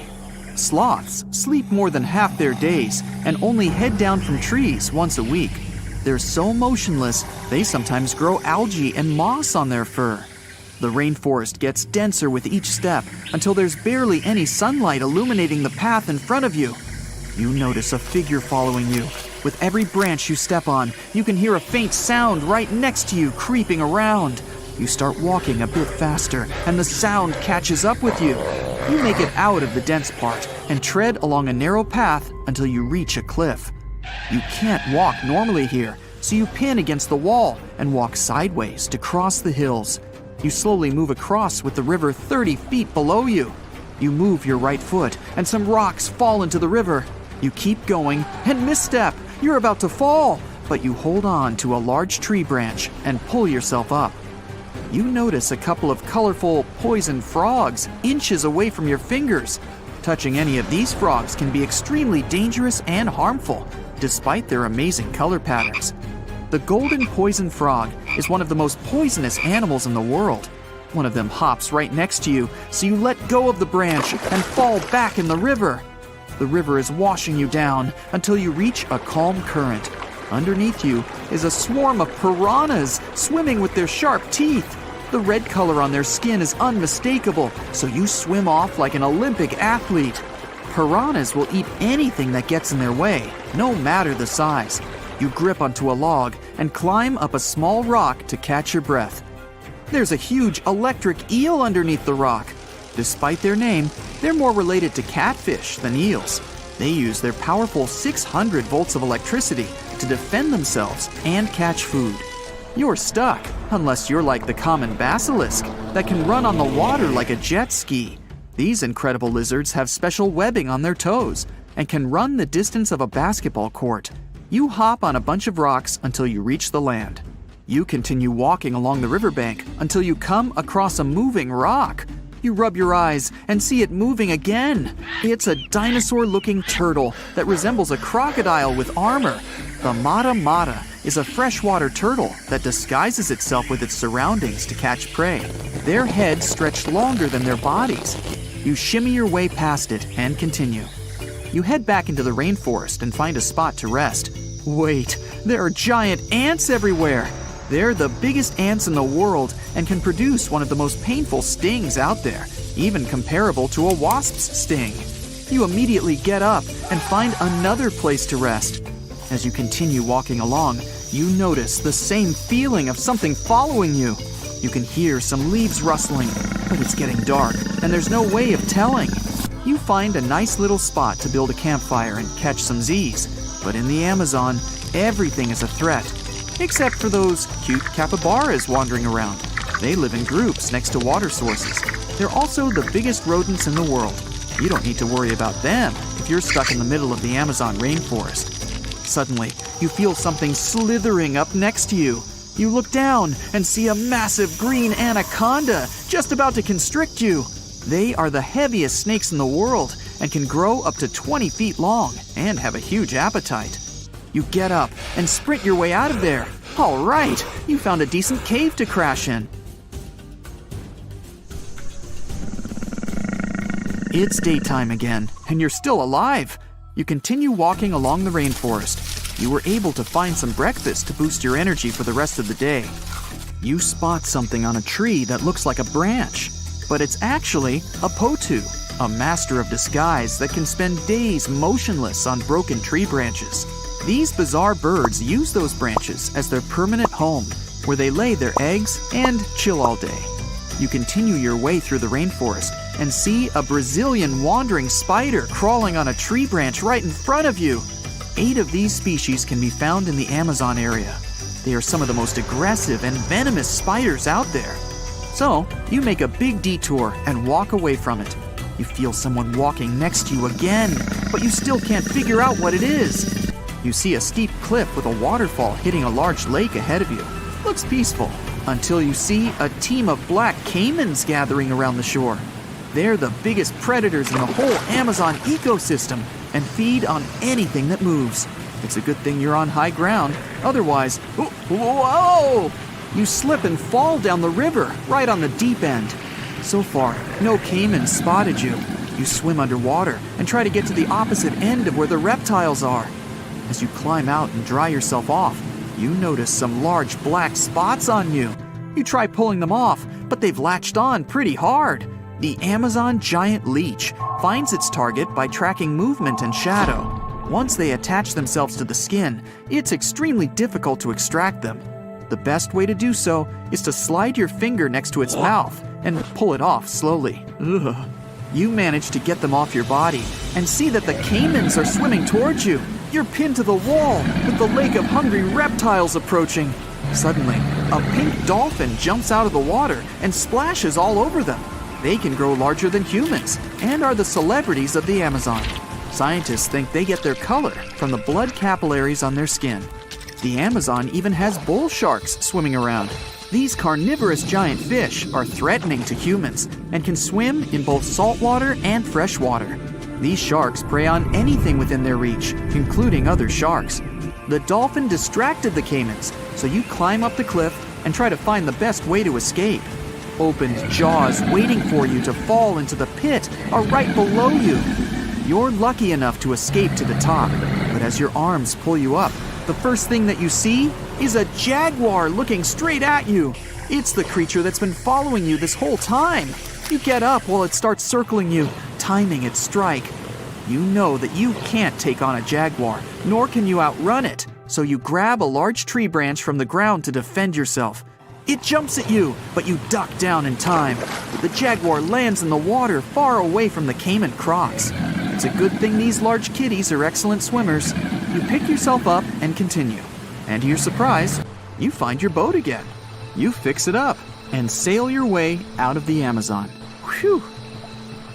You decided to go scuba diving for the first time. The water is clear and the sun is shining on the seabed.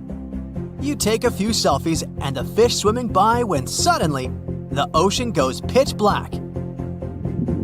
You look up and, oh my, what is that gigantic animal? It's definitely not a shark, not a whale. Is it a turtle? Yup, but fear not, it's not gonna hurt you. If you had lived on this same Earth about 72 million years ago, then maybe this could have really happened to you. Scientists have recently found the fossils of a gigantic marine turtle that could have grown as big as 12 feet. If you don't have any idea of how big that is, let's see some examples. That's the average length of a hippopotamus, 6 golden retrievers, or 2 Michael Jordans stacked on top of each other. The turtle's scientific name is an homage to that old-school sea monster called Leviathan. Maybe you remember this from old-school history lessons. The Leviathan is supposedly a mythical creature that would swallow entire ships or people that were deemed too greedy by the creature. Can you imagine being swallowed by this humongous sea turtle? No, thank you. The fossils of this gigantic creature began to be excavated between 2016 and 2021, all the way in northeastern Spain. The first fossil was located by a hiker in the Spanish Pyrenees, and it was around 8 inches long. The pelvis of this turtle alone measured around 35 inches. It would definitely be one of the biggest turtles today if it hadn't gone extinct. FYI, the largest living sea turtles today can reach up to 6 feet in length, which is already pretty big. Now, how about a gigantic prehistoric scorpion?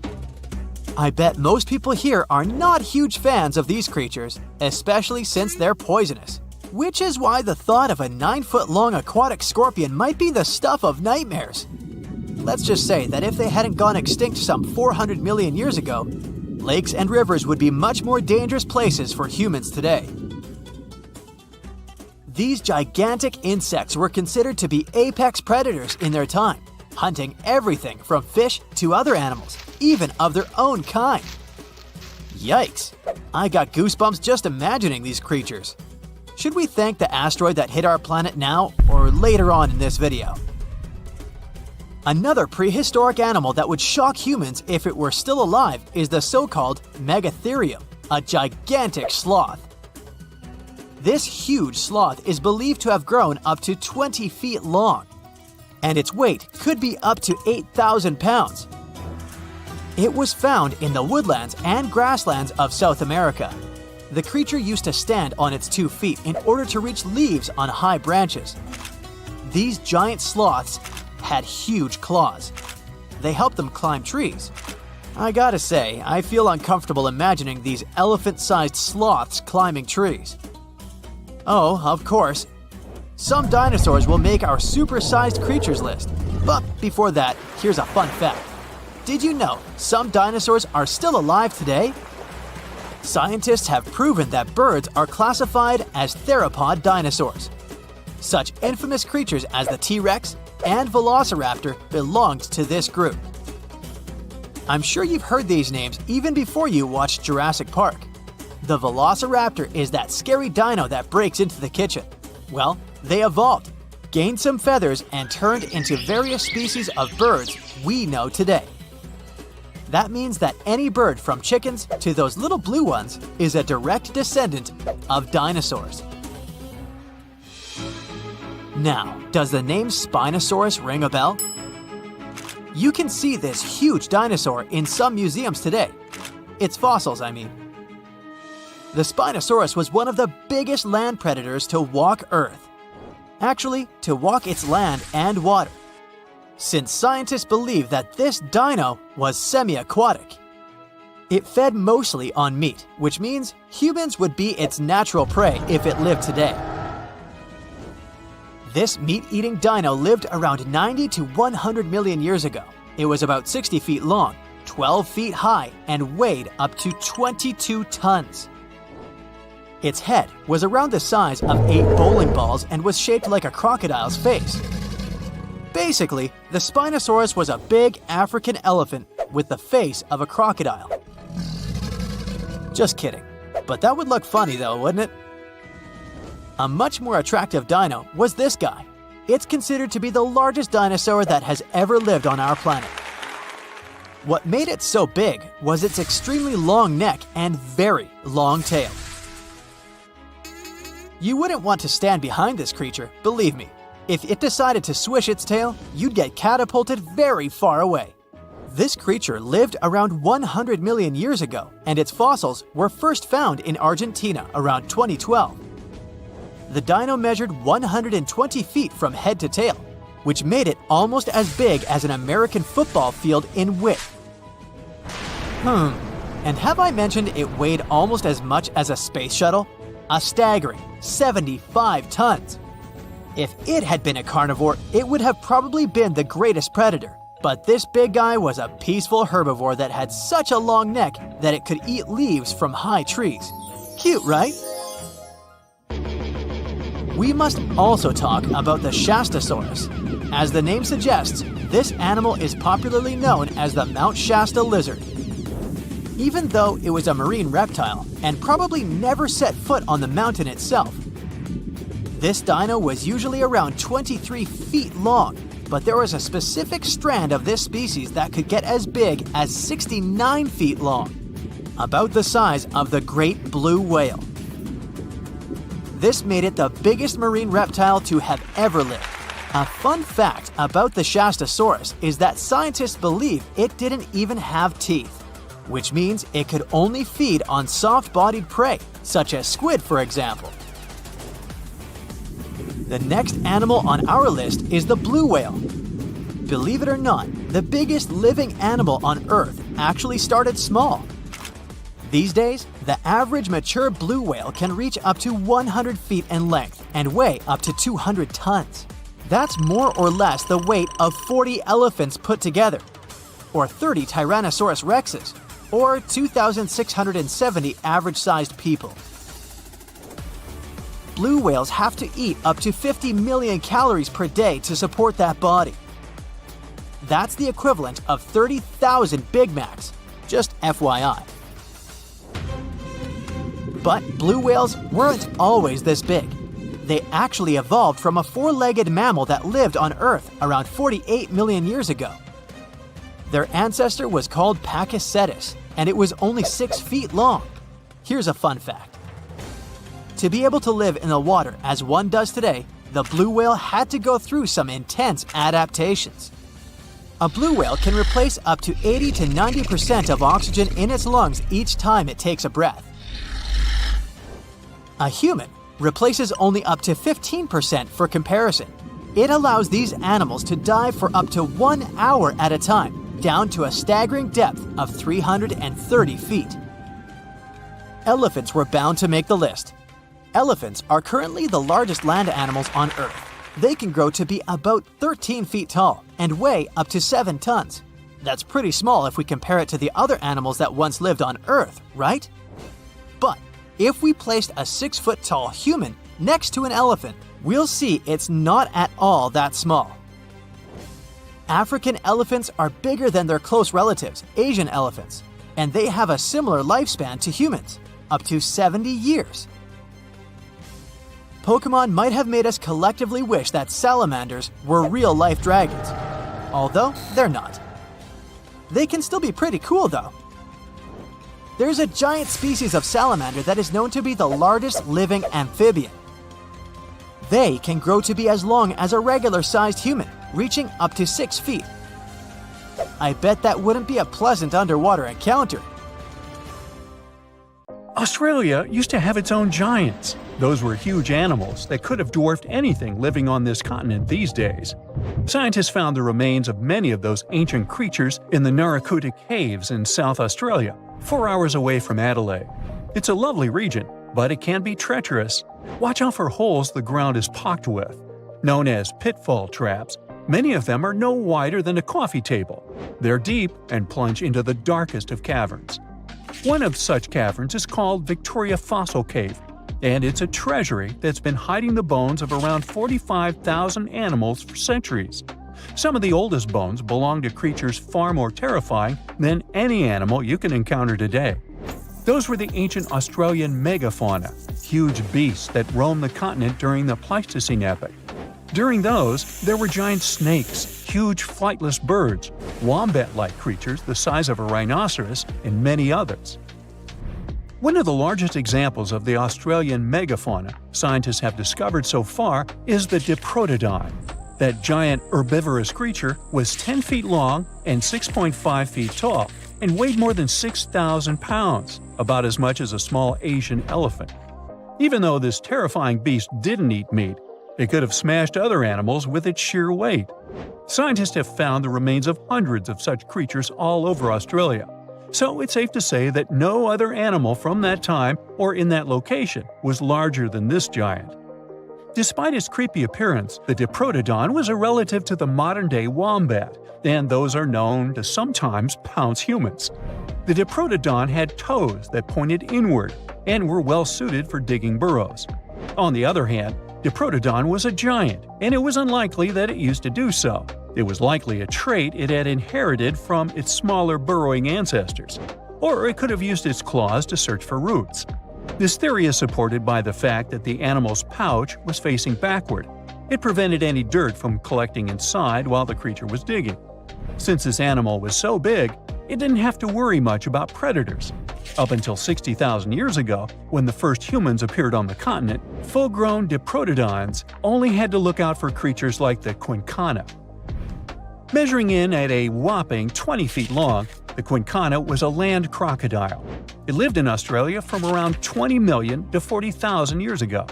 It disappeared along with most other mega creatures of the last ice age. It's thought to be the result of the first humans coming to the continent. Even though the Quincana was extremely fast and dangerous, it was possible that this creature got out-competed by human hunters who took all available prey. Unlike modern crocodiles that are mainly aquatic, that mighty beast was a land dweller. Scientists figured it out by studying the Quincana's legs. They were able to support and carry the body clear off the ground. It means there was no escape for ancient people once the Quincana spotted them. Modern crocodiles can only push themselves along on their bellies. Such an adaptation allowed the Quincana to chase its prey for long periods of time, exhausting it in the process. Another creepy feature of this ancient monster was its teeth. Aquatic crocs have conical teeth. Those are great for gripping and holding on to prey underwater. But Quincana had knife-like teeth, ideal for slicing soft-bodied animals like, mammals. Another Australian monster, Thylacoleo, wasn't all that large, but it didn't make it any less terrifying. It was still among the top predators and the biggest carnivorous animals in Australia. This creature was a true oddity of nature, even by prehistoric standards. First, its teeth resembled not those of a regular predator, but those of a rodent. Its front incisors were enlarged, taking the place of canines. Premolars were also shaped like blades. They were used for cutting flesh and bone. At first, scientists thought that Thylacoleo used those teeth to eat nuts and fruits. But later, a study showed that the use of such teeth was better suited on necks and spines. The jaws of this ancient creature were immensely powerful. A 220-pound Thylacoleo had a bite force similar to that of a present-day 550-pound lion. It means that the animal could easily bring down prey much larger than itself. Then there was Thylacoleo's tail.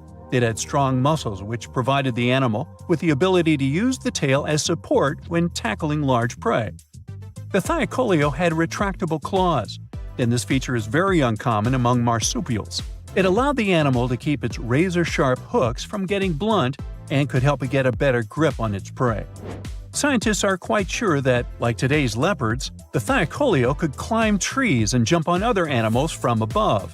It was done so fast and stealthily, they never knew what hit them. The creature's rear feet support this theory. The first toe there was reduced, but the foot had a rough pad like what modern-day possums have. It allowed them to have a better grip while climbing. Right after scientists found the first skull of the Meliolania, this animal was classified as a lizard. That's why its name translates to small groomer. But after they discovered more complete fossils, it turned out that the Meliolania was a giant turtle. But that's not all. It was one of the largest land turtles to ever have existed. The main reason researchers initially believed the creature to be a lizard was the fact that its skull was adorned with a series of spikes. It's something the modern-day horned lizard can boast. But even after discovering the true nature of the Meliolania, Scientists still don't know how to properly catalog it. It might have been a creature that folded its neck under its spine, or it could have folded it to the side. Beside those defensive mechanisms on its head, the Meliolania was also equipped with a spiked tail, which was probably used to prevent predators from attacking the animal from behind. Most species of the Meliolania disappeared around 2,000 to 3,000 years ago because of humans who hunted them to extinction in both Australia and on the surrounding islands. It took around 2 centuries for these turtles to go extinct in that region of the globe. The Megalania was a giant Australian lizard that existed at the end of the Pleistocene epoch. It looked like a Komodo dragon and the Australian monitor lizard, which are both believed to be Megalania's closest living relatives. Fossils tell us that the ancient animal was anywhere from 15 to 26 feet in length. Ow! The youngest fossil remains of this ancient Australian monitor lizard date back to about 50,000 years ago. The first indigenous settlers must have encountered Megalania, which led to the lizard's extinction. Originally, scientists thought that the Megalania was the only member of the genus Megalania, but these days it belongs to the genus Varanus, which means that the prehistoric creature is closely related to other Australian monitor lizards. Our next giant creature on the list was once dubbed an ostrich on steroids. I mean, look at it. It was the last of the thunderbirds to go extinct in Australia. The Genyornis lived on the continent at the same time as early humans. They might have coexisted for 15,000 years or so before the huge bird eventually disappeared. This theory has some proof. The bird's fossils found along with human artifacts. Some cave paintings also depict flightless birds similar to the Genyornis in size and shape. Although it wasn't the largest bird in Australia, the goose-like creature was still as tall as a grown-up man and weighed around 550 pounds. Even a modern-day ostrich can be dangerous if it feels threatened. Imagine meeting its giant prehistoric relative. Scientists are still arguing about its diet. Many believe the creature was an herbivore, but there's still a chance that the Genyornis was a partial scavenger. Its small, stubby wings and powerful hoof-like legs hint that the bird could have been a plant eater. But its huge beak and exceptionally deep lower jaw evoke suspicion. Such features are highly unusual in birds. In 1975, in Puerto Rico, a farmer saw most of his goats lying lifeless on the ground. He got closer and saw that the animals were stiff and had 2 puncture marks on their necks. Goats were not the only animals that were hurt. Many pigs, cows, and geese lost their lives too. They all had the same distinctive bite marks on their necks, and all had been drained of their vital fluids. The locals immediately jumped to conclusions and blamed dogs, and the authorities didn't bother to do a better investigation and just said dogs had done it without looking for any proof. A couple of days later, though, many more animals were found deceased. Among them was a cow that had literally been opened, and it had a lot of scratches on its head. The farmer next door reported that his chickens had been destroyed by something. In just a few weeks, the creature took the lives of 90 farm animals. After some time, another farmer said that 10 of his goats had been drained, 7 had been hurt, and 11 were missing. This time, the authorities didn't waste any time and started the monster hunt, but they had no luck finding the culprit. The incident was all over the local newspaper, and the beast was named the Vampire of Mocha. The incident caught the attention of the Agricultural Commission, and scientist Juan Rivera was tasked to solve this otherworldly mystery. His first suspect was a Puerto Rican boa. This non-venomous snake can grow to be a little over 6 feet. Still, its diet consists of only small prey. It's also very shy of humans and other animals. It avoids bigger creatures at all costs. You're more likely to see fish climbing trees than this boa taking down a whole cow. Near the crime scene, a large cave was discovered, and we all know that weird creatures like living in dark, cold caves. In the cave, they found some crazy-looking bats. As we've seen in movies, bats can turn into vampires, so they must be the culprit. But no, bats were as innocent as they could be. Their favorite food wasn't cows or goats, it was figs. They were peaceful fruit-eating bats that didn't care about animals. Again, the researcher hit a wall. Suddenly, all the terror stopped in July 1975. It seemed like the creature had vanished into thin air, but not for long. 2 decades later, 62 miles from the previous site, more animals were found. A local vet examined them. He was terrified to discover that every animal had 2 precisely cut holes like he had never seen before. The animals were anemic and looked like they'd passed away recently. By the looks of it, the creature's favorite food was goats, and that's how it got the infamous name we all heard of, Chupacabra, which means the goat sucker. Dogs, chickens, rabbits, and other animals were not off the menu. In short time, the Chupacabra took 1,000 farm animals. Now, this animal had a name, but people still had zero idea about what the Chupacabra looked like, which was terrifying. In Canovanas, Madeline and her mother reported seeing a weird creature that could have been the Chupacabra. They said it had been walking on 2 legs like a human and resembled a kangaroo. They mentioned that the monster also had spikes on the back, no ears, large dark eyes, and 2 holes for a nose. It had 2 arms with 3 fingers. The Chupacabra seemed to like Madeline's house because her husband and his coworker found it in the garage. They tried to capture it but didn't succeed. Madeline later drew a detailed sketch of it. Many people saw the sketch and reported seeing a similar creature. They claimed it had strong legs and wings and smelled like sulfur. Take all these descriptions with a grain of salt. If they'd been true, they would have been all over the news. But still, keep in mind these descriptions. They will be important later in the story. In 1976, on some talk show, they talked about the Chupacabra, and the show quickly went viral. Soon, people started reporting having seen a similar creature in Florida and Mexico. Many said that the stories were like a unicorn rodeo. They were totally made up. In Mexico, 2 skeptical inquiries, Patricia and Mario, laid traps around those farms where the Chupacabra had allegedly been seen. They caught some animals in their traps, but no sign of the goat sucker. They only captured wild dogs. The police stated that the Chupacabra was just a wild dog, not a mythical creature. And still, in the next 5 years, there were numerous sightings of the Chupacabra worldwide. On the 13th of August of the year 2000, a farmer from Nicaragua found 25 of his sheep and 35 of his neighbor's sheep hurt.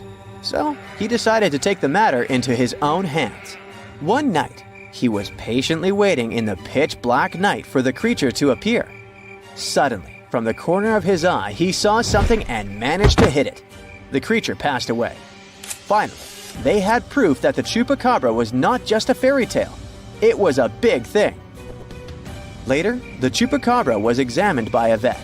The vet was shocked because he had no idea what the creature was. Remember Madeline's description? Well, the vet described the animal differently, but his story turned out to be more plausible.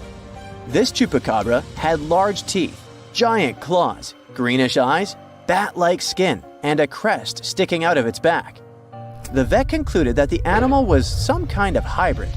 They thought it was a cross between a wolf and a crocodile, but it sounds like an exaggeration and is hard to believe.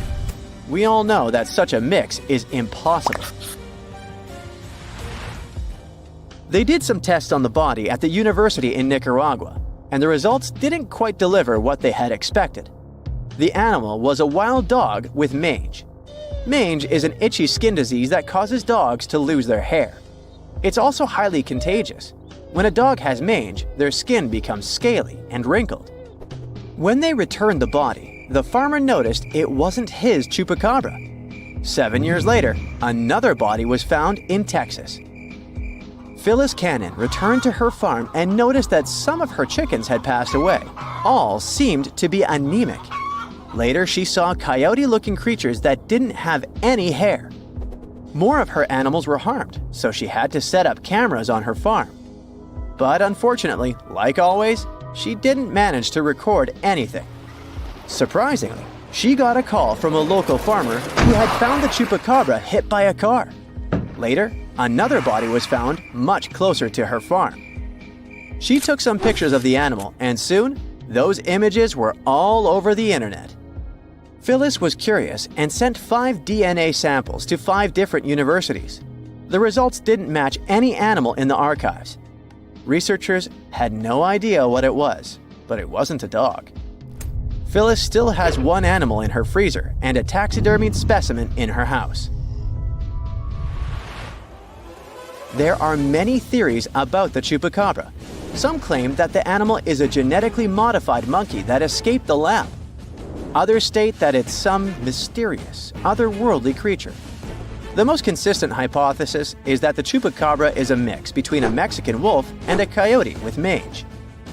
Now, do you remember that Phyllis said that she had sent samples to 5 universities and no match had been found?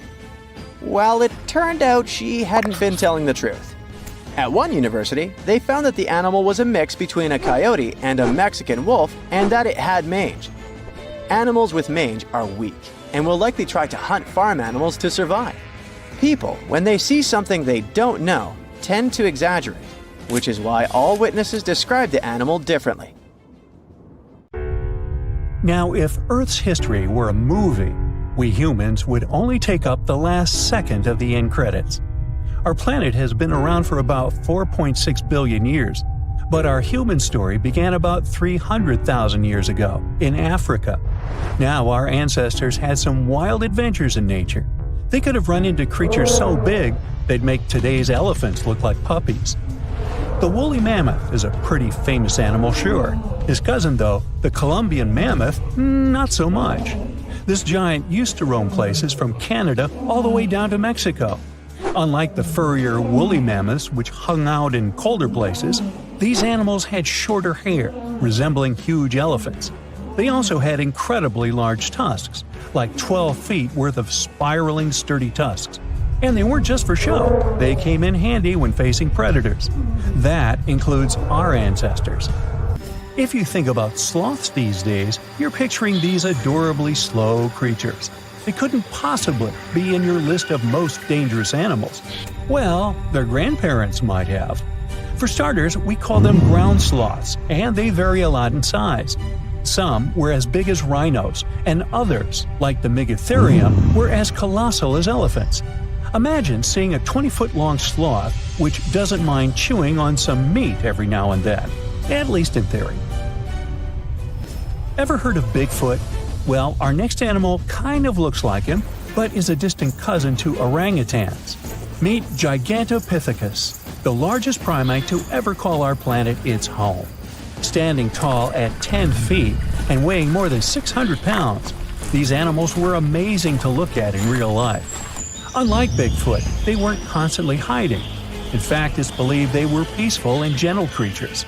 Sadly, they faded away about 100,000 years ago, mainly because their food sources slowly became unavailable. Those lush, fruity forests they called home eventually turned into dry grasslands. Next on our list is the cave hyena. Weighing a chunky 250 pounds and standing 3 feet tall, these beasts were as long as a grown-up lying down. What's even more interesting about these creatures is that they loved hanging out in groups. A pack could be as big as 30 of these animals, which meant they could easily take on even the biggest, heaviest mastodons. Our ancient families would have needed to stay alert around these hungry specimens. Sadly for these hyenas, about 20,000 years ago, their numbers started going down. Soon enough, they completely disappeared from the planet. Quick pop quiz.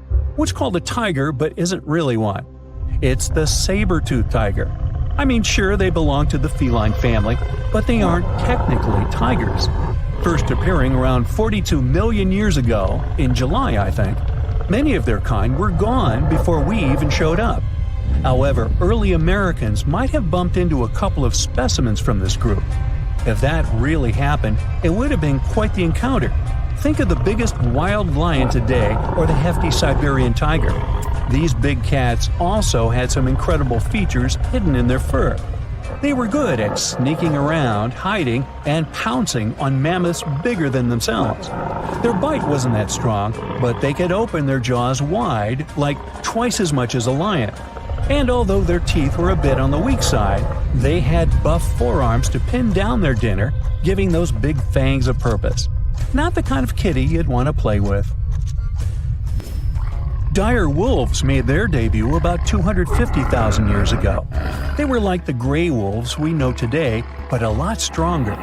While wolves these days stretch out to about 6 feet and tip the scales at 170 pounds max, dire wolves were about 5 feet and about 150 pounds. Found all over North and South America, they had admirable jaws, biting nearly a third harder than their modern counterparts.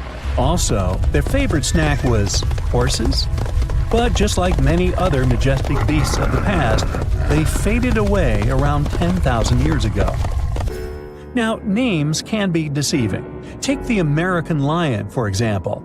It's not really a lion, it's more of a panther's big cousin. The other part of the name is correct, though. They did live in America about 330,000 years ago. This feline was no lap cat either. They were at the top of the wildcat pyramid, weighing a colossal 772 pounds. That's like stacking 4 grown men on a scale. Even the mighty African lion would look a tad bit shy beside these beasts. With the muscle to take down a bison, you wouldn't want to accidentally interrupt their dinner. They parted ways with this planet around 11,000 years ago, right after the last ice age. The megalania. Experts love to have debates on how big it was. Some say it stretched out to 23 feet. Others think it was just about 11 feet long. Either way, they were basically mega-sized Komodo dragons with a dangerous bite. If you think bears are already big and fluffy now, let's introduce the short-faced bear.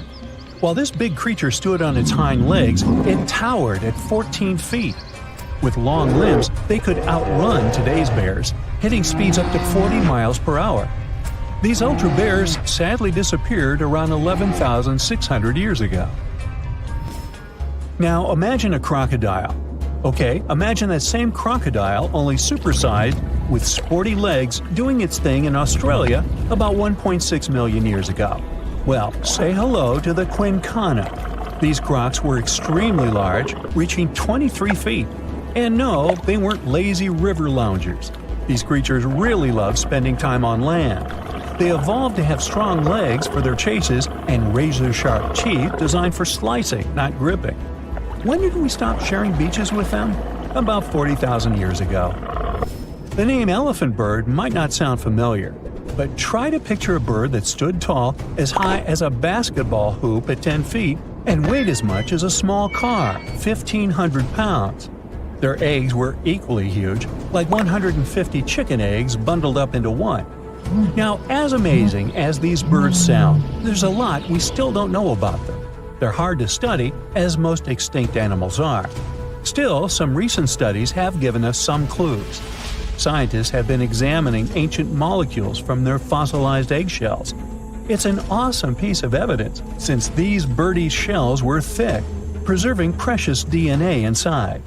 Plus, there are tons of these eggshell fragments sprinkled all over Madagascar's beaches. Because of these findings, we now know these birds were herbivores and loved eating leaves and seeds. We also know the tiny kiwi bird is its closest living relative. Now, dodos were these amazing birds we also used to share the planet with. They're like distant cousins to Asian pigeons.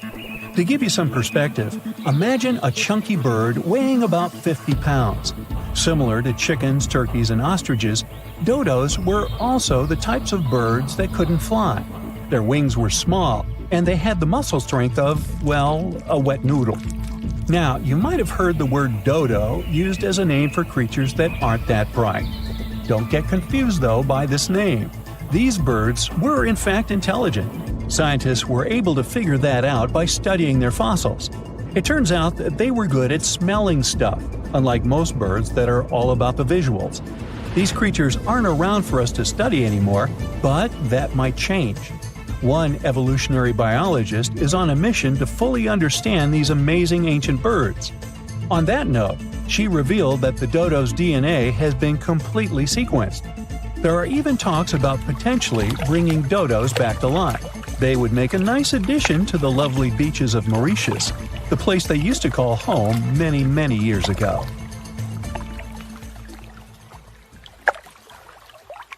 It looks like a prehistoric creature that came from the time of dinosaurs. This scary beast is called the basking shark. It can grow up to 39 feet. People have only reported 3 of them in the past 160 years. The last sighting was in 2015, and before that, about 80 years ago. These sharks sometimes rise to the surface to filter out small animals, such as shrimps and other small crustaceans, when they want to have a nice, tasty seafood dinner. But when there isn't enough grub at the surface, they go down to the depths of almost 3,300 feet, where they tend to stay for months, which is something researchers discovered using satellite tags. Tag, you're it! Now, basking sharks like to spend their time in more temperate waters, but they can migrate long distances. They live across the globe, but in warm tropical or subtropical areas, they won't go near the surface because they're not fans of high temperatures. The lion's mane jellyfish is not that rare, but it's fascinating how large it is. It's the biggest among jellyfish species and the longest animal. Its total length can reach 120 feet. That's approximately 23 feet more than the longest blue whale scientists know about. The jellyfish has around 70 to 150 tentacles, and they all contain huge amounts of neurotoxins that can seriously harm you if you come in contact with the animal. But people don't usually come across this type of jellyfish because it rarely lives near the coast, preferring the open ocean. Generally, you can find the lion's mane jellyfish no deeper than 65 feet below the surface, where it dines on small fishes, zooplankton, and some other types of jellyfish. It uses its tentacles to catch its value meal. Hey, you want fries with that? The giant phantom jelly comes out of the darkness and depths of the ocean's midnight zone. Its sun hat-shaped bell reaches over 3 feet across. This bell trails 4 ribbon-like mouth arms that can be up to 33 feet long. This quite rare creature uses its mouth arms to catch unfortunate animals swimming around and not knowing what's coming for them. Giant phantom jelly propels itself through the water with periodic pulses coming from its orange head. It glows faintly and mysteriously in the pitch-black depths. It lives across the globe in all the oceans except for the Arctic. I'm guessing it's too cold. Because of its odd shape, people often call the oarfish the dragonfish or sea serpent. It's about 26 feet long, which makes it the longest bony fish we know about, and lives at depths of 3,300 feet. Oarfish spend most of their time in the deep, dark parts of the open ocean in tropical and subtropical areas. They almost never come to the surface, unless, invited. It's a ribbon-shaped and shiny silver creature with a long red dorsal fin and red oar-like pelvic fins. Its body has no scales and is very thin. The fish can grow to a length of about 30 feet and weigh 660 pounds. Oarfish have really big eyes that help them see better in their dark, scary surroundings. The frilled shark is definitely one of the gnarliest-looking marine animals out there. If you saw it somewhere, you'd probably think you went back to the age of dinosaurs. Yup, the frilled shark is a prehistoric creature because its roots go back 80 million years. This living fossil can grow to be 7 feet long. It got its name from its frilly gills. Even though frilled sharks have the shark part in their name, they swim similar to an eel in a distinctly serpentine way.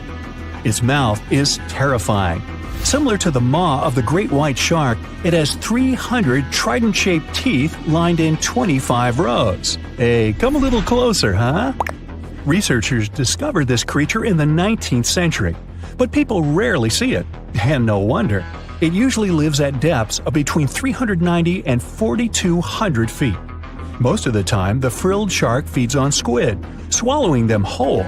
Its long jaws allowed the frilled shark to gape extra wide and swallow animals half as long as its entire body. Goblin sharks are very rare. Researchers have spotted fewer than 50 of them in more than 120 years. But maybe that's for the best, since we're talking about a pretty scary fella with a narrow snout and sharp teeth. It's also capable of thrusting its entire jaw outward when it wants to catch something. Sounds familiar. As it's lurking through the dark depths of the ocean, a goblin shark sees a small squid that looks quite yummy. The dangerous animal inches toward the squid. When the poor creature notices the predator, it tries to dart away, but it's too late. The shark has already thrust its jaw the whole 3 inches out of its mouth. This jaw is connected to the flaps of skin the shark can unfold. This helps a lot because the goblin shark is a sluggish animal, so it's pretty hard for it to chase its food. After finishing its lunch, the goblin shark puts its jaw back in its mouth and swims away as if nothing's happened. Goblin sharks mostly live at the bottom of the ocean. Like many other shark species, they prefer swimming alone. Here's a silver-colored creature with very rough skin. That's the ocean sunfish, with a total length of almost 11 feet. Its other name is mola. The ocean sunfish is the heaviest of all bony fish out there. People sometimes call it a swimming head because of its bizarre appearance. These creatures have such a weird shape because they're born with a back fin that never actually grows. It just folds into itself as the animal matures and creates a rounded rudder. The sunfish is a bit clumsy. It moves with the help of its mighty fins that allow the animal to swim on its side. This marine inhabitant is a solitary creature. It mostly feeds on zooplankton and jellyfish. The spotted wobbegong is one of the world's rarest sharks. It grows to be more than 10 feet long. It may not look as terrifying as some of its shark relatives, but it's pretty good at catching unsuspecting animals swimming past, mostly during the night. The animal has a spiracle, which is why it can breathe while staying still at the bottom of the ocean. It's motionless most of the time, which is why you can barely notice it. Its flat body and large pelvic and pectoral fins blend in with the underwater terrain. That's why they're so good at hiding. This ability helps when these sharks want to protect themselves too. Wobbegong means carpet shark. They usually live close to the ocean floor in coral reefs, on sandy bottoms, and under piers. People have even spotted the shark in the water that is barely deep enough to cover its flattened body. Now, blobfish lack teeth and bones, so they can't actively hunt. Since they don't have much muscle mass, they can barely move around. Hey, I had a roommate like that once. They get their energy from animals they scoop up from the seafloor. They also know how to conserve this energy. That's how it usually goes with deep-sea creatures. They don't have as much food as those animals that swim closer to the surface. Instead, they have special body mechanisms that allow them to save energy for the times when they don't have much to eat. Pressure at the depths where the blobfish lives is 120 times as high as that at the surface. That's why the bizarre creature looks like a weird gelatinous mass only when you bring it up to the surface. The pressure here is not strong enough to keep its body together. Hey, breaking up is hard to do. The white margin stargazer could compete with the blobfish for the title of the ugliest animal in the sea, don't you think? Now, this animal has eyes on the top of its head, together with an upward-facing mouth which the creature uses to hide itself in the sand. That's where it spends most of its time, with only its eyes protruding from the sand. It chills this way until some small animal passes by. It can lunge at its target incredibly quickly, literally within milliseconds. This creates a vacuum in the water that pulls in a crab, fish, or some other small, unfortunate animal. Another tactic involves venom. This fish has a venomous spine in its shoulder blade that helps with catching other animals and defending itself against enemies. Even though it's not related to the electric eel, the white margin stargazer can generate an electric shock as powerful as 50 volts. Ow! Think you know what lurks in the depths of the ocean? While nearly 95% of our oceans haven't been explored yet, it's hard not to let your imagination run wild. But thanks to brave explorers, deep-sea cameras, and awesome archaeologists, we do know about some pretty incredible sea creatures living in our waters today, and millions of years ago. From the 9-foot spider crab to the 60-foot prehistoric megalodon, these sea dwellers come in all shapes and sizes. But let's focus on sea creatures famous for their huge size. Can you guess which living species of whale is the largest? Well, it's not the orca, but that's a good guess. The orca is a toothed whale that can grow to anywhere from 23 feet to 32 feet, which is slightly smaller than a school bus. How about the narwhal? Nope, they're not the biggest either. These unicorns of the sea live mainly in Arctic waters and only grow 13 feet to 20 feet in length, and that's including their 9-foot tusk. Tired of guessing? Okay, I give in. The largest whale that still exists today is the blue whale. At a jaw-dropping 82 feet to 105 feet, the blue whale is not only the biggest whale we know of, but is currently the largest animal to have ever lived on Earth. Seriously. These animals are bigger than a T-Rex, and even the prehistoric megalodon. If you were to put a blue whale next to a school bus, it would look like it could swallow it. Think about that. According to National Geographic, a blue whale's tongue can weigh the same as an elephant. And their hearts can weigh as much as a car. That doesn't even sound possible. It's no wonder these giants need to eat about 4 tons of krill every day. While there aren't too many animals living today that can compete with the blue whale's epic proportions, there is an entirely different species that is a good contender, and it's not quite what you would expect. It's a jellyfish. No, I'm not talking about the little jellyfish that wash up on the shore and ruin a perfectly good day at the beach. I'm referring to the lion's mane jellyfish, the biggest jellyfish around. This invertebrate can grow up to 120 feet long. They also come in different gorgeous colors like red, purple, or even shades of orange. As if their length wasn't impressive, the lion's mane jellyfish boast a whopping 8 sets of 70 to 150 tentacles. That means they can have up to 1,200 in total. And here's the giant oceanic manta ray, the largest type of ray in the world.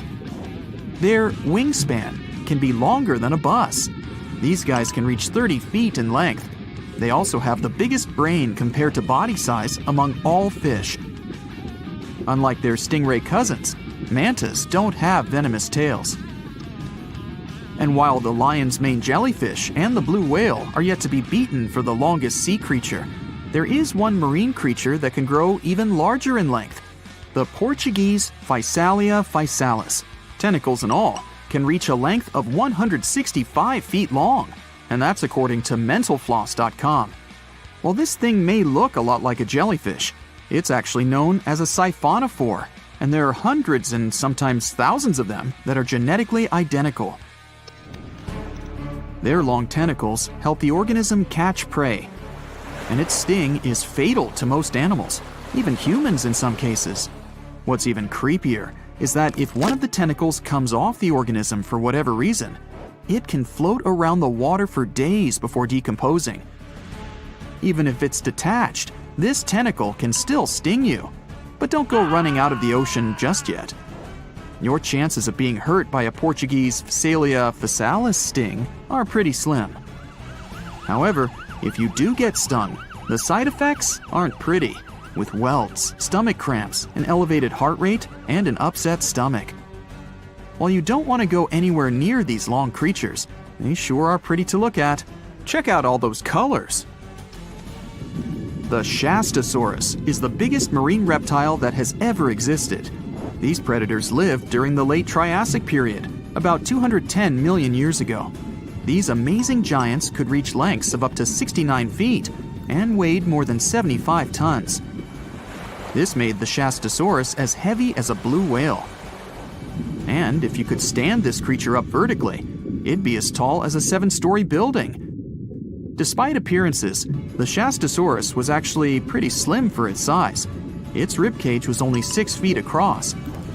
You'd think that this big guy was chowing down on other dinosaurs, but that's not the case at all. This reptile survived on a diet that consisted of small fish and cephalopods, like octopuses and squids. The Albertonectes is a bright representative of the plesiosaur family, meaning that this marine reptile had a small head on an incredibly long neck and large flipper-like limbs that helped it move through the water. These creatures occupied the seas around North America 76 to 70 million years ago. The length of this sea monster could reach 38 feet, with its neck taking up 23 feet of that length. Its neck was a true record breaker. It had a whopping 76 bones in it. No other animal known to humankind has had so many vertebrae in its neck. Scientists aren't sure why they needed such a lengthy neck. They might have used it to collect shellfish off the seabed, or perhaps it helped them capture their main prey, fish and squids. This aquatic reptile also had gastroliths in its stomachs, Some of them were as big as 5.5 inches in diameter. The Tylosaurus belonged to the Mosasaur family. It dominated the shallow seas of North America about 85 to 80 million years ago. This was an enormous predator, with the biggest representatives reaching 45 feet in length. It had a narrow hydrodynamic body with a blunt, powerful head that the animal used to ram and stun its prey. Its body was equipped with agile flippers and a long tail decorated with a maneuverable fin. The Tylosaurus was a carnivore, and its diet included not only fish, turtles, and small sharks, but also other mosasaurs, plesiosaurs, and flightless birds. Meet Ophthalmosaurus. This prehistoric reptile thrived during the late Jurassic period and lived in oceans all over the world. Ophthalmosaurus weighed somewhere around 6,000 pounds and grew to approximately 16 feet long, according to newdinosaurs.com. That's about the same length as the beluga whale that exists today. It's too bad these guys went extinct before we had a chance to see them ourselves, as their cartoonish wide eyes and dolphin-like features are pretty darn cute. Of course, the Ophthalmosaurus evolved over time to become ophthalmologists, or eye doctors that we know today. No, that's just a lie. Just testing you. The Mosasaurus is a truly gigantic predator that dominated the seas all over the world about 66 million years ago. According to fossil evidence, some specimens could be more than 50 feet in length. This fact makes the Mosasaurus the biggest marine carnivore of its time. One of the most terrifying things about this creature was its crocodile-like head, decorated with literally hundreds of razor-sharp teeth, neatly organized in 2 rows on both jaws. The thing is that it was pretty challenging for the Mosasaurus to grab its prey in the water. That's why it had all these teeth, plus something special: pterygoid teeth anchored to the bones on the roof of its mouth. This made hunting and holding onto its prey much easier.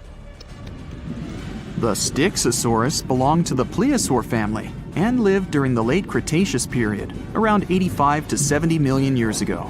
Upon first glance at this dinosaur, you might mistake it for a sea snake, and it'd be an honest mistake.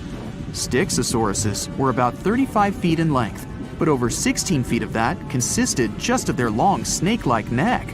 They had a comparatively small body and weighed approximately 4 tons. Their mouths were full of razor-sharp cone-shaped teeth that they used to catch fish. They didn't need to chew their prey, thanks to the 200 small stones called gastroliths in their bellies that probably aided in digestion.